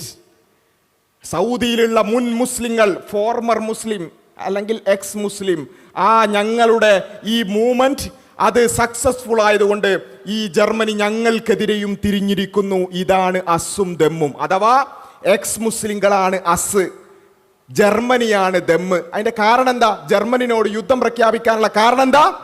Germany Islam spread ചെയ്യാൻ സഹായിക്കുന്നു, ജർമ്മനി ഇസ്ലാം വ്യാപിപ്പിക്കാൻ സഹായിക്കുന്നു. ഒന്നുമില്ല, ആൾക്കാർ കുറെ ഇസ്ലാമിലേക്ക് പോകുന്നുണ്ട്, അതിൽ മൂപ്പർക്ക് സഹിക്കുന്നില്ല. അതാ സംഭവം. അപ്പൊ സംഭവം എന്താ? ഇസ്ലാമിന്റെ വളർച്ച കണ്ട് യൂറോപ്പിലുള്ള ഇസ്ലാമിന്റെ വളർച്ചയും അതിനെ ജർമ്മനി തടയുന്നില്ല എന്ന പരാതിയും കൊണ്ടാണ് നിരപരാധികളായ മനുഷ്യരുടെ നേർക്ക് കാറിടിച്ച് കയറ്റിക്കൊണ്ട് കൊന്നത്. ആ ഭീകരാക്രമണം ചെയ്ത എക്സ് മുസ്ലിം ഭീകരവാദിയെ, നാസ്തിക ഭീകരവാദിയെ, ഭൗതികവാദ ഭീകരവാദിയെ ചെയ്തതിന് ശേഷം മൂപ്പരായിട്ട് മുസ്ലിമാക്കുക. എന്തേ തെളിവ്? അസ് ദമ്മ് എന്നുണ്ട്. അതിൽ നിന്നും നമുക്ക് നിർവചിച്ചെടുക്കാൻ സാധിക്കുന്നത് അതെന്താണ്? അത് റിലീജിയസ് ലാംഗ്വേജ് ആണ്, അതുകൊണ്ട് അവർ മുസ്ലിം ആകാനുള്ള സാധ്യത ഇല്ലാതില്ല. എന്താ അല്ലേ? ഒന്ന് ആലോചിച്ച് നോക്ക്. ഇതാണ് തെളിവ് നിർമ്മാണം. ഈ രൂപത്തിലാണ് ഇവർ ആളുകളെ വഞ്ചിച്ചു കൊണ്ടിരിക്കുന്നത് എന്ന് നമ്മൾ മനസ്സിലാക്കേണ്ടതുണ്ട്. നമ്മൾ ഫൈനൽ അഞ്ചാമത്തെ ഒരു തരം തെളിവ് നിർമ്മാണം ഇവിടെ പ്രസൻറ്റ് ചെയ്യാണ്. അഞ്ചാമത്തെ ഒരു തരം തെളിവ് നിർമ്മാണം ഇതാണ്: ശുദ്ധ നുണ. ഇതിപ്പോൾ ഈ ഗൂഗിളും പിന്നെ ട്വിറ്ററും ഒക്കെ എടുത്തിട്ട് എക്സൊക്കെ എടുത്തിട്ട് അതിൽ നിന്നുള്ള കഷ്ണമൊക്കെ മുറിച്ചിട്ടുള്ള പരിപാടിയാണ്. എന്നാൽ നേരെ ഹദീസിലൊക്കെ ഒന്ന് കൈവച്ച് നോക്കിയതാണ്. അങ്ങനെ ഹദീസിൽ കൈവച്ചാൽ പൊള്ളും. വിഷയം എന്താണെന്ന് വെച്ച് കഴിഞ്ഞാൽ, പ്രവാചകൻ സല്ലല്ലാഹു അലൈഹി വസല്ലം തങ്ങൾക്ക് ലൈംഗിക അച്ചടക്കമില്ല, പ്രവാചകൻ ബലാത്സംഗം അടക്കം ചെയ്യുന്നുണ്ട് എന്നൊക്കെ എന്ത് ചെയ്യണം? പറയണം. അതിന് റസൂലുള്ളാഹി സ്വല്ലല്ലാഹു അലൈഹി വസല്ലം തങ്ങളുടെ ഹദീസുകളിൽ ഒരു ഹദീസുണ്ട്. ഒരു തോട്ടത്തിൽ വെച്ച് ഒരു സ്ത്രീയുമായി പ്രവാചകൻ സല്ലല്ലാഹു അലൈഹി വസല്ലം തങ്ങൾ സംസാരിക്കുന്ന, അവരുടെ ശരീരത്തിൽ സ്പർശിക്കുന്ന, കൈ തട്ടിക്കളയുന്ന, ഇങ്ങനെയൊക്കെയുള്ള ഒരു സംഭവമുണ്ട്. അപ്പോൾ ഇത് വെച്ചിട്ട് അതിൻ്റെ ഹദീസ് ഇങ്ങോട്ട് കൊടുത്തിട്ട് നേരെ അതിൻ്റെ താഴെ കണ്ടോ, അവരുടെ ഭാഷ ഇവിടെ ഉപയോഗിക്കാൻ പ്രയാസമുണ്ട്, പ്രവാചകൻ സല്ലല്ലാഹു അലൈഹി വസല്ലം തങ്ങളെക്കുറിച്ചുള്ളതായതുകൊണ്ട്. ഞാൻ പറയുന്നത്, ഇത് നമ്മുടെ കുട്ടികൾ കാണുമ്പോൾ ബുഖാരിൻ്റെ ഹദീസും ടെക്സ്റ്റും ഒക്കെ കാണുമ്പോൾ, ഇനി അത് ട്രാൻസ്ലേറ്റ് ചെയ്ത് നോക്കിയാലും ചിലപ്പോൾ ആ പറഞ്ഞതൊക്കെ വേണമെങ്കിൽ ഒപ്പിച്ചെടുക്കാൻ പറ്റും. അവിടെ എന്താ സംഭവിക്കണേ? റസൂലുള്ളാഹി സ്വല്ലല്ലാഹു അലൈഹി വസല്ലം ഇങ്ങനത്തെ ഒരാളാണെന്ന് ചിന്തിക്കുന്നതോടുകൂടെ വിശ്വാസത്തെയാണ് ബാധിക്കണേ. അതുകൊണ്ട് ഇതുപോലത്തെ പ്രചാരണങ്ങളും പൊതുയോഗങ്ങളും പരിപാടികളും നമ്മൾ എന്തുകൊണ്ട് വെക്കുന്നു എന്നുള്ളതിൻ്റെ ഒരു ഉത്തരവും കൂടി ഞാൻ എൻ്റെ ചില സുഹൃത്തുക്കൾക്ക് വേണ്ടി ഇവിടെ പറയാണ്. ഏതായാലും ഇത് ഇപ്പോൾ വന്നതൊന്നുമല്ല. 2019 ആദ്യ ഡയലോഗിൽ തന്നെ ഈ വിഷയം നമ്മൾ പൊളിച്ചടുക്കിയിട്ടുണ്ട്. ആദരണീയനായ ഫൈസൽ മൗലവി കിതാബ് കാണിച്ചുകൊണ്ട് അത് പൊളിച്ചടക്കുന്ന ഭാഗം നമ്മൾ ആദ്യം കേൾക്കുന്നു. എന്നിട്ട് പച്ച നുണ ഇവിടുത്തെ ക്രിസ്ത്യൻ മിഷണറിമാരുണ്ടാക്കി കൊടുത്ത് ഉപയോഗിക്കുന്ന പച്ച നുണ വീണ്ടും വീണ്ടും ആവർത്തിക്കുന്നതും അത് വീണ്ടും വീണ്ടും പൊളിക്കുന്നതും നമുക്ക് കാണാം. ആദ്യം ഫൈസൽ മൗലവി ആ വിഷയം വിശദീകരിക്കട്ടെ. അപ്പുറം ഇപ്പുറം ഒഴിവാക്കി എന്തിനാണ് 4 ഹദീസുകൾ ഇവിഷയമായി വന്നപ്പോൾ അതിലെ 3 ഹദീസും മാറ്റിവെച്ച് ഒരു റിപ്പോർട്ട് മാത്രമെടുത്ത് അതിന് തന്നെയും ഒരു കഷ്ണം മാത്രമെടുത്ത് തങ്ങളുടെ വകയായും അർത്ഥം വെച്ചുകൊണ്ടാണ് ഇത്തരം ആളുകൾ ഈ വിഷയത്തെ ഇവിടെ വിശദീകരിക്കാറുള്ളത് എന്ന് ആമുഖമായി മനസ്സിലാക്കി. ഇനി എന്താണ് വിഷയം? പ്രവാചകൻ സ്വല്ലല്ലാഹു അലൈഹി വസല്ലം തങ്ങൾ വിവാഹം കഴിക്കുകയും എന്നിട്ട് ആ വിവാഹത്തിൽ ആ സ്ത്രീക്ക് താല്പര്യമില്ല എന്ന് ആദ്യ ദിവസങ്ങളിൽ തന്നെ ബോധ്യമായപ്പോൾ അവർക്ക് വേണ്ട മതാഅ് മൂല്യമടക്കം നൽകിക്കൊണ്ട് ഏറ്റവും മാന്യമായി അവർ തലാഖ് ചൊല്ലി പറഞ്ഞേക്കുകയും ചെയ്ത ഒരു സംഭവം ഇമാം ബുഖാരി റഹ്മത്തുള്ളാഹി അലൈഹി രേഖപ്പെടുത്തുന്നുണ്ട്.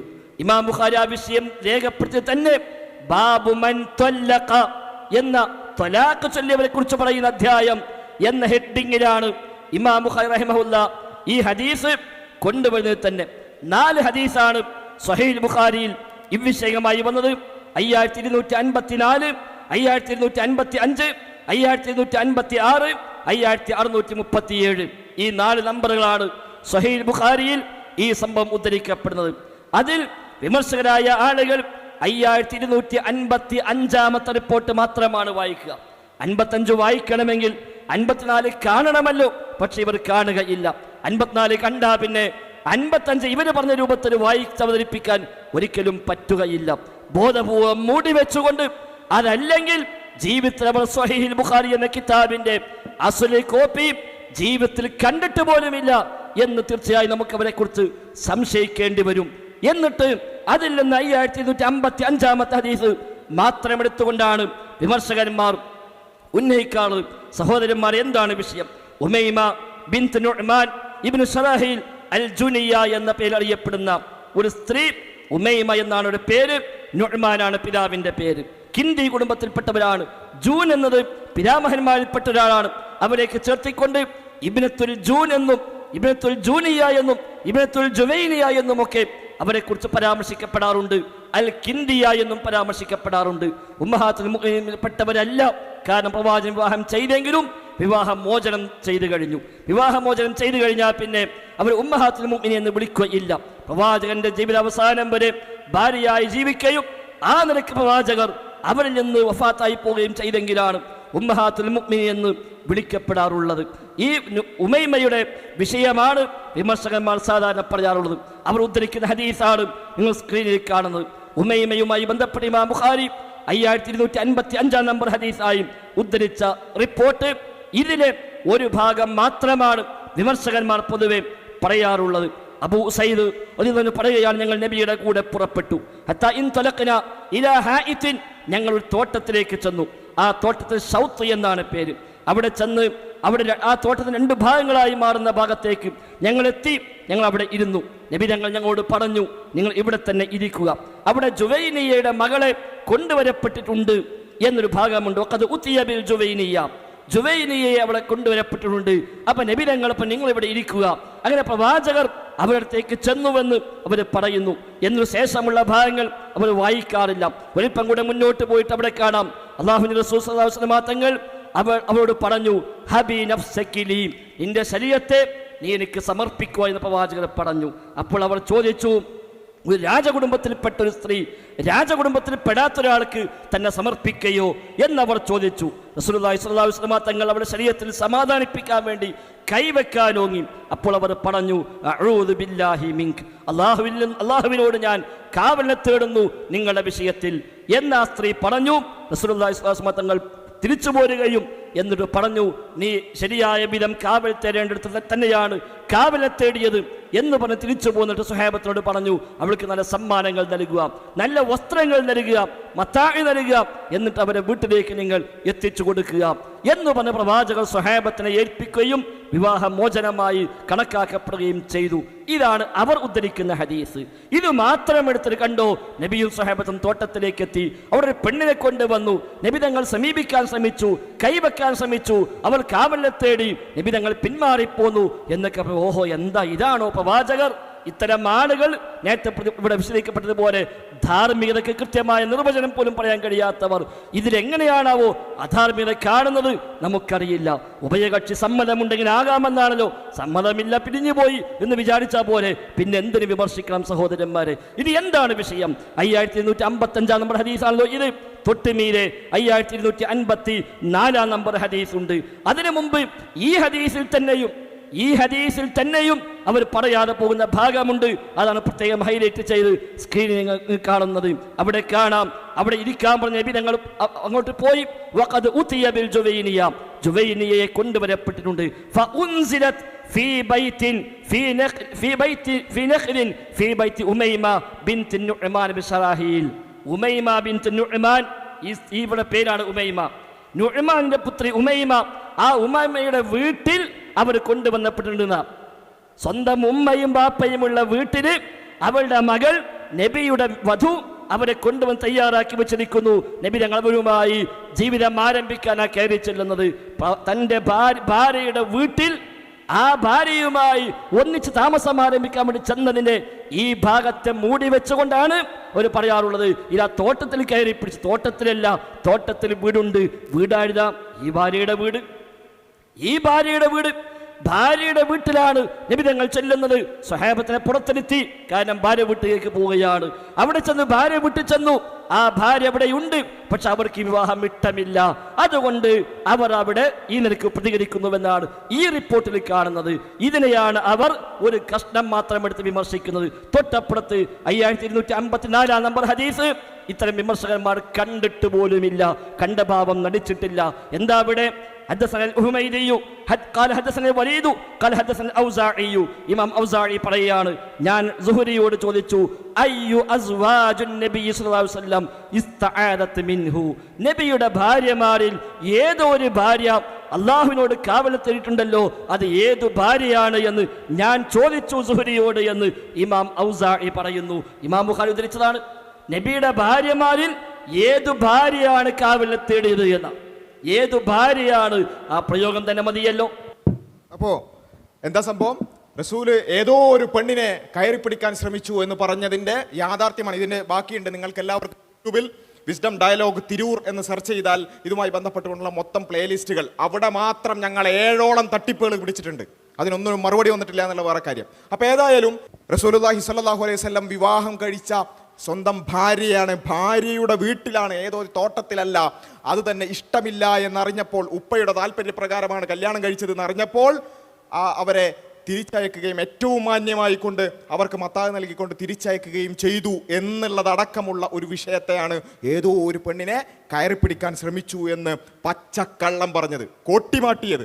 എന്നിട്ടോ മാത്രമല്ല, ഇതിനുശേഷമുള്ള ബാക്കി കാര്യങ്ങളൊക്കെ അവിടെ വിശദീകരിക്കുന്നുണ്ട്. അവസാനം ഈ സ്ത്രീയെ സംബന്ധിച്ചിടത്തോളം അവർ ചില തെറ്റിദ്ധാരണകൾ നിമിത്തമായിരുന്നു അത് പറഞ്ഞത് എന്നും പിന്നീട് അവർ തന്നെ റിഗ്രറ്റ് ചെയ്തതായിട്ടൊക്കെ നമുക്ക് റിപ്പോർട്ടുകളിൽ കാണാൻ സാധിക്കും. ഏതായാലും ഈ വിഷയം നമ്മൾ കൃത്യമായി, ഇത് ഡയലോഗ് 10ാം എഡിഷൻ ആണെങ്കിൽ 1ാമത്തെ ഡയലോഗിൽ ഞങ്ങളിത് പൊളിച്ച് കയ്യിൽ തന്നിട്ടുണ്ട്. ഞങ്ങൾ പിന്നാലെ കൂടി എന്തിന് നിങ്ങൾ ഈ തട്ടിപ്പ് നടത്തി, എന്തിന് നിങ്ങൾ ഇല്ലാത്ത തെളിവുകൾ ഉണ്ടാക്കി, എന്തിന് നിങ്ങൾ കോട്ടിമാട്ടി, എന്തിന് നിങ്ങൾ തൊട്ട് മുകളിലും ശേഷവുമുള്ള ഹദീസുകൾ കട്ട് ചെയ്തു മാറ്റി, അതുപോലെ തന്നെ അതേ ഹദീസിലെ തന്നെ പകുതി ഭാഗം മുറിച്ചു മാറ്റി എന്ന് നമ്മൾ ചോദിച്ചു. പിന്നാലെ നടന്നു. അപ്പോൾ അവസാനം പിന്നെയും ഈ ഏതാനും വർഷങ്ങൾക്ക് ശേഷവും ഈ പറയുന്ന നുണയന്മാർ അവർ എന്താണ് ഈ സംഭവത്തെക്കുറിച്ച്, ഇതേ സംഭവത്തെക്കുറിച്ച് നമ്മൾ ഇതെല്ലാം പൊളിച്ചു കൊടുത്തിട്ടും ഈ തെളിവുകളെല്ലാം കൊടുത്തിട്ടും അവർ പറയുന്നത് എന്താണ് എന്ന് നിങ്ങൾ കേട്ടോളൂ. നിന്റെ ശരീരം എനിക്ക് ദാനം ചെയ്യൂ എന്ന് തന്നെയാണ് ആ ഹദീസിൽ നമുക്ക് വായിക്കാൻ കഴിയുക. നിന്റെ ശരീരം എനിക്ക് സമർപ്പിക്കൂ എന്ന് പോയി ചോദിക്കുകയാണ്. അപ്പൊ ആ പെണ്ണ് ആട്ടിവിടുകയാണ്. പുല്ലേ, താൻ ആരാന്നാണ് ഈ ചോദിക്കുന്നത്? പച്ചത്തെറി, നമ്മളെ ടോമി സെബാസ്റ്റ്യന്റെ ഭാഷയെ പറഞ്ഞ പച്ചത്തെറിയാണ് അവിടെ വിളിച്ചത്. താൻ ആരാ, താൻ ഏത് കോപ്പിലെ പ്രവാചകനാണേലും മേത്തുനിന്ന് കൈയെടുക്കുന്നതാണ് പറഞ്ഞത്. അപ്പൊ ആ പെണ്ണ് സഹകരിക്കുന്നില്ല എന്ന് കണ്ടിട്ട് എന്നാൽ പിന്നെ അവൾക്ക് എന്തെങ്കിലും പറഞ്ഞ് കൊടുത്തു വിട് എന്ന് പറഞ്ഞ് വിടുകയാണ് ചെയ്യുന്നത്.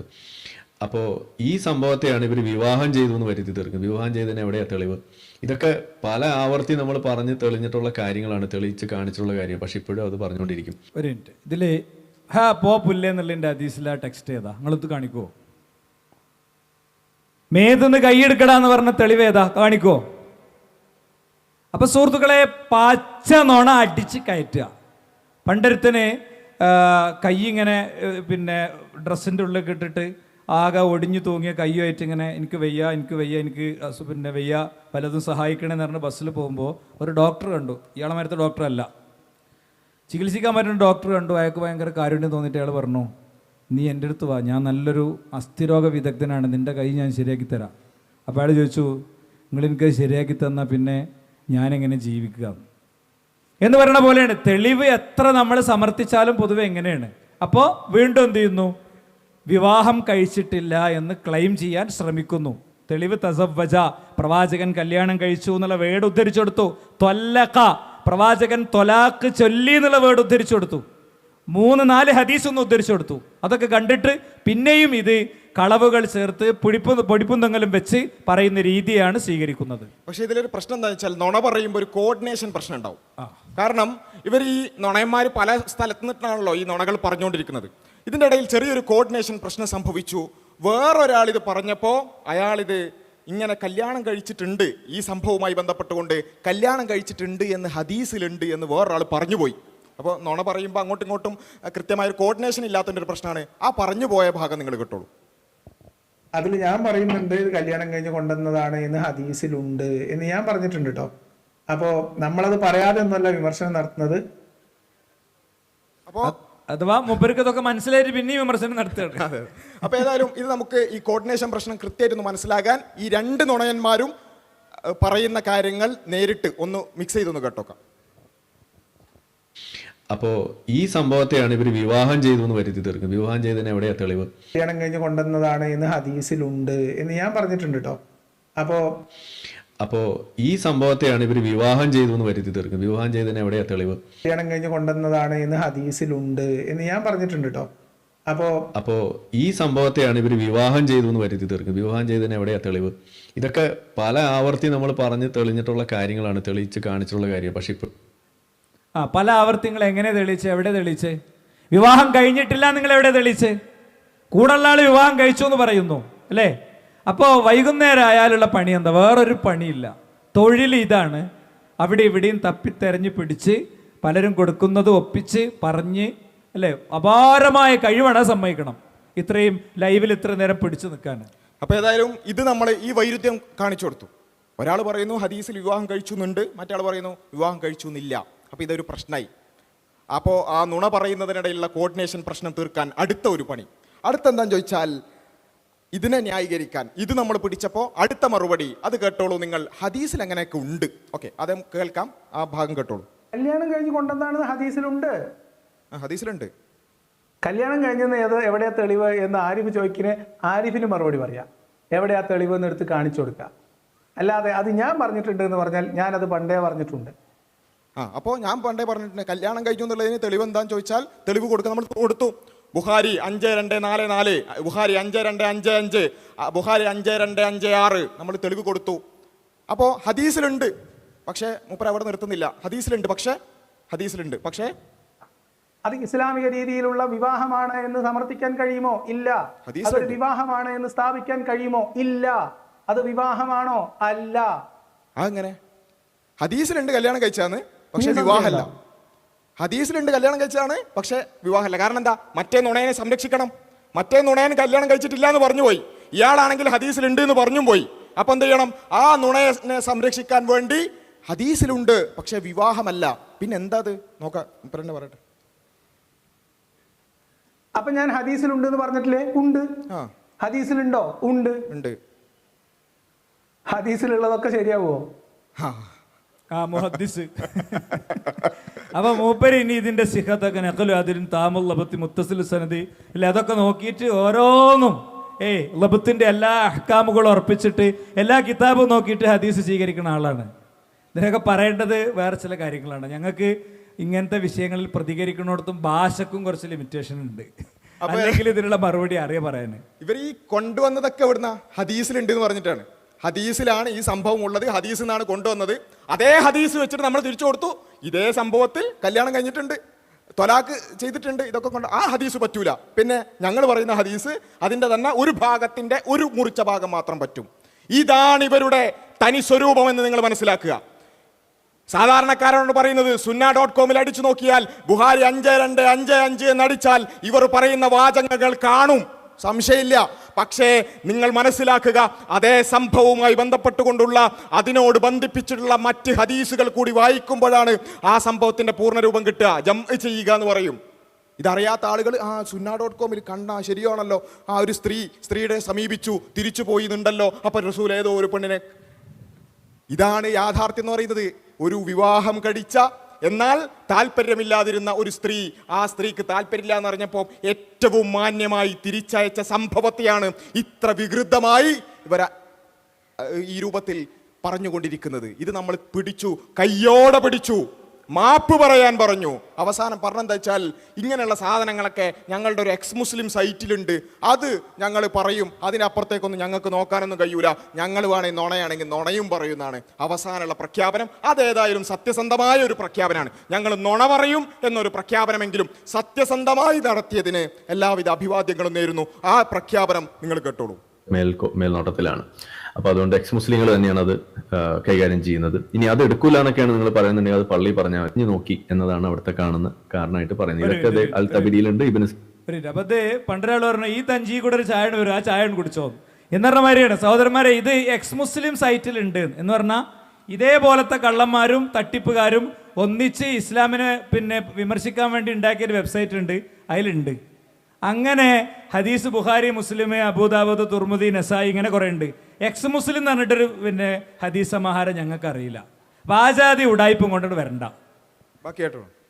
ഇതിലുണ്ട്, ഒക്കെ നിങ്ങൾക്ക് പോയിട്ട് വെരിഫൈ ചെയ്യാം. എന്നിട്ട് നുണയാണെങ്കിൽ പറയാം, നമ്മൾ തിരുത്താം. മാപ്പ് പറയാൻ നമ്മൾ തയ്യാറാണ്. എനിക്കിത് ഇനി പോയിട്ട് വെരിഫൈ ചെയ്യാനൊന്നും വയ്യാഞ്ഞിട്ടാണ്, സമയമല്ല. അപ്പൊ നിങ്ങൾ ഏതായാലും ഇതൊക്കെ വെരിഫൈ ചെയ്ത് തരുന്നുണ്ട്. നമ്മൾ ഇനി എടുത്ത് വീഴ്ചയുള്ളൂ, ബാക്കി നിങ്ങളായി നിങ്ങളെ പാടായി. അപ്പോ ഇത് ആരോടാ പറയണമെന്നറിയോ? ഇവരുടെയൊക്കെ പ്രസംഗം കേട്ടിട്ട് നിസ്കാരം നിർത്തിയ സാധുക്കളില്ലേ, അവരോടാ പറയണത്. അവരോടാണ് ഞങ്ങൾ ഈ പറയണത്. അല്ലാതെ ഈ പറഞ്ഞ ചങ്ങാതി ഞാൻ മാപ്പ് പറഞ്ഞോളാം, മുപ്പത് ഒരു പ്രൊഫഷണൽ മാപ്പാണ്, ഒരു പ്രൊഫഷണൽ മാപ്പാണ്. ആ മാപ്പ് കഴിഞ്ഞാൽ അത് അപ്പുറത്ത് പോയി പിന്നെ തിരിച്ച് അതന്നെ പറയും. അതിനെന്തെങ്കിലുമൊക്കെ ഒരു ന്യായീകരണം ഉണ്ടാക്കും. കാരണം യൂട്യൂബിലെ ടൈം കൂടണം, സംഗതി വ്യൂസിന് കിട്ടണം എന്നുള്ളതല്ല, പ്രത്യേകിച്ച് ഒന്നുമില്ല. അപ്പം അതുകൊണ്ട് ഇതിലൊക്കെ കുടുങ്ങിപ്പോയ, ഇതിലൊക്കെ പെട്ടുപോയ സാധുക്കൾ അല്ലേ, നമ്മളിതൊക്കെ ഇങ്ങനെ സമർത്ഥിച്ചു വരുമ്പോൾ അവസാനം ഒരു വാക്കും കൊണ്ടുവരും, വെളുപ്പിക്കുകയാണ്. വെളുപ്പിക്കുക, തെളിവുകൾക്ക് മുന്നിൽ കൊടുക്കുമ്പോൾ അവസാനം പറയും വെളുപ്പിക്കുകയാണ്. ഈ രീതിയാണ് പലപ്പോഴും സ്വീകരിച്ചു വരുന്നത്. അതുകൊണ്ട് അത്തരം സുഹൃത്തുക്കളോട് പറയണേ, ഇസ്ലാം വളരെ സഹലാണ്, അസ്തഗ്ഫിറുല്ലാഹ് പറയുക, ഇസ്ലാമിൻ്റെ വഴിയിലേക്ക് വരിക, ദീനിനെ കൂടുതൽ പഠിക്കുക, അപ്പോൾ ശരിയായ രീതിയിൽ മുന്നോട്ട് പോകാൻ കഴിയും. അപ്പോൾ ഇതാണ് ഏതായാലും അവർ തന്നെ പ്രഖ്യാപിച്ചിട്ടുണ്ട്, ഞങ്ങൾ ചറപറ നുണ പറയുന്നതാണ് അവസാനം പറഞ്ഞത്. ചറപറ ഞങ്ങൾ നുണ പറയും, അതിലൊരു വെരിഫിക്കേഷൻ നടത്തൂല. ഞാൻ ചോദിക്കുന്നത്, ഇങ്ങനെ ഈ രൂപത്തിൽ നുണ പറയുമെന്ന് സ്വയം പ്രഖ്യാപിക്കുന്ന സ്വയം പ്രഖ്യാപിത നുണയന്മാരെ ഞങ്ങൾ ഒരു വെരിഫിക്കേഷനും നടത്തില്ല, ഞങ്ങൾ ഒരു ഒതന്റിസിറ്റി നോക്കൂല, ഒതന്റിസിറ്റി നോക്കുക അല്ലെങ്കിൽ അതിൻ്റെ ആധികാരിക ഉറപ്പുവരുത്തുക എന്നൊക്കെ പറയുന്നത് ഞങ്ങൾക്ക് സെക്കൻഡറി മാത്രമാണ്. ഞങ്ങൾ ഗൂഗിൾ നോക്കി അങ്ങോട്ട് പറയും, ഞങ്ങൾ അവിടുന്ന് ഇവിടുന്നുള്ള എക്സ് മുസ്ലിം സൈറ്റ് നോക്കി എന്തെങ്കിലുമൊക്കെ പറയും. അത് നിങ്ങൾ വേണമെങ്കിൽ വെരിഫൈ ചെയ്തിട്ട് നിങ്ങൾ തെറ്റാണെന്ന് പറയണമെങ്കിൽ ഞങ്ങൾ മാപ്പ് പറയാൻ തയ്യാറാണ്. ഇത്ര മാത്രമേ ഇവർക്കൊക്കെ സത്യത്തോട് പ്രതിബദ്ധതയുള്ളൂ എന്ന് മനസ്സിലാക്കുക. ഈ നുണയന്മാരെ, അത് ഞാൻ നുണയന്മാരെ എന്ന് പറയുമ്പോൾ ആർക്കെങ്കിലും വേദനിക്കുന്നുണ്ടെങ്കിൽ ഇവർ തന്നെ സ്വയം പറഞ്ഞതാണ്, ഞങ്ങൾ ചറപറ നുണ പറയുന്ന പറഞ്ഞത്. ചറപറ നുണ പറയുന്നു പറയുന്നവരെ പിന്നെ നുണയന്മാരെ എന്നല്ലേ വിളിക്കണം. ഒന്നുകൂടി ആ ഭാഗം കേൾക്കാം, ലാസ്റ്റ് ഭാഗം. പാടായി നുണയൊക്കെ നമ്മൾ ഇനി ചറപറ പറഞ്ഞുകൊണ്ടിരിക്കാൻ പോവാണ്, ഒരു വെരിഫിക്കേഷൻ നമ്മൾ നടത്താൻ പോകുന്നില്ല. അസ്മാ ബിൻ അപ്പോ അങ്ങനെ പറഞ്ഞ ആൾക്കാരെ പിന്നെ സ്വയം പ്രഖ്യാപിത നുണയന്മാരാണല്ലോ. ഞാൻ ചോദിക്കുന്നത്, ഈ നുണയന്മാരെ വിശ്വസിച്ചുകൊണ്ടാണോ നമ്മുടെ വിശ്വാസം നമ്മൾ കുളം തോണ്ടേണ്ടത്? ഈ നുണയന്മാരെ വിശ്വസിച്ചുകൊണ്ടാണോ നമ്മൾ നിസ്കാരം നിർത്തേണ്ടത്? ഈ നുണയന്മാർ പറഞ്ഞത് ശരിയാണോ എന്ന് ചെക്ക് ചെയ്യാൻ പോലും തയ്യാറാവാതെ ആ രൂപത്തിലാണോ നമ്മൾ നമ്മുടെ ലോകവീക്ഷണത്തെ കെട്ടിപ്പടുക്കേണ്ടത്? ഈ നുണയന്മാർ പറയുന്നത് വിശ്വസിച്ചുകൊണ്ടാണോ? അതിമഹത്തായ ഒരു ആദർശത്തെ തള്ളിക്കളഞ്ഞുകൊണ്ട് ശരിയേത് തെറ്റേത് എന്ന് പോലും പറയാൻ സാധിക്കാത്ത, നന്മയേത് തിന്മയേത് എന്ന് വിവക്ഷിക്കാൻ പോലും പറ്റാത്ത മതരാഹിത്യത്തിലേക്കും അതിനെ തുടർന്നുള്ള അരാജകത്വത്തിലേക്കും നമ്മൾ പോകേണ്ടത് ഈ നുണയന്മാരെ വിശ്വസിച്ചുകൊണ്ടാണോ എന്നുള്ളത് ഇന്ന് രാത്രി ഇവരൊക്കെ പറയുന്നതിൽ എന്തെങ്കിലുമൊക്കെ സത്യമുണ്ടോ എന്ന് ചിന്തിച്ചു പോകുന്ന ആരെങ്കിലും ഉണ്ടെങ്കിൽ സ്വയം ഒന്ന് വിചിന്തനം നടത്തുക എന്ന് മാത്രമാണ് പറയാനുള്ളത്.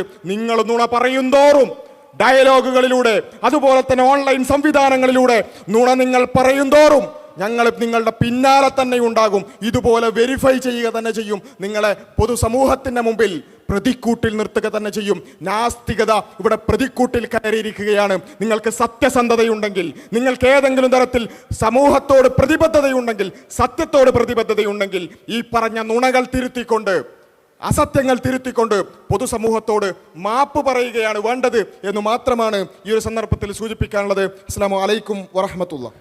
സഹോദരങ്ങളെ, നമ്മുടെ ഈ ഒരു സെഷൻ്റെ അവസാനിക്കുകയാണ്.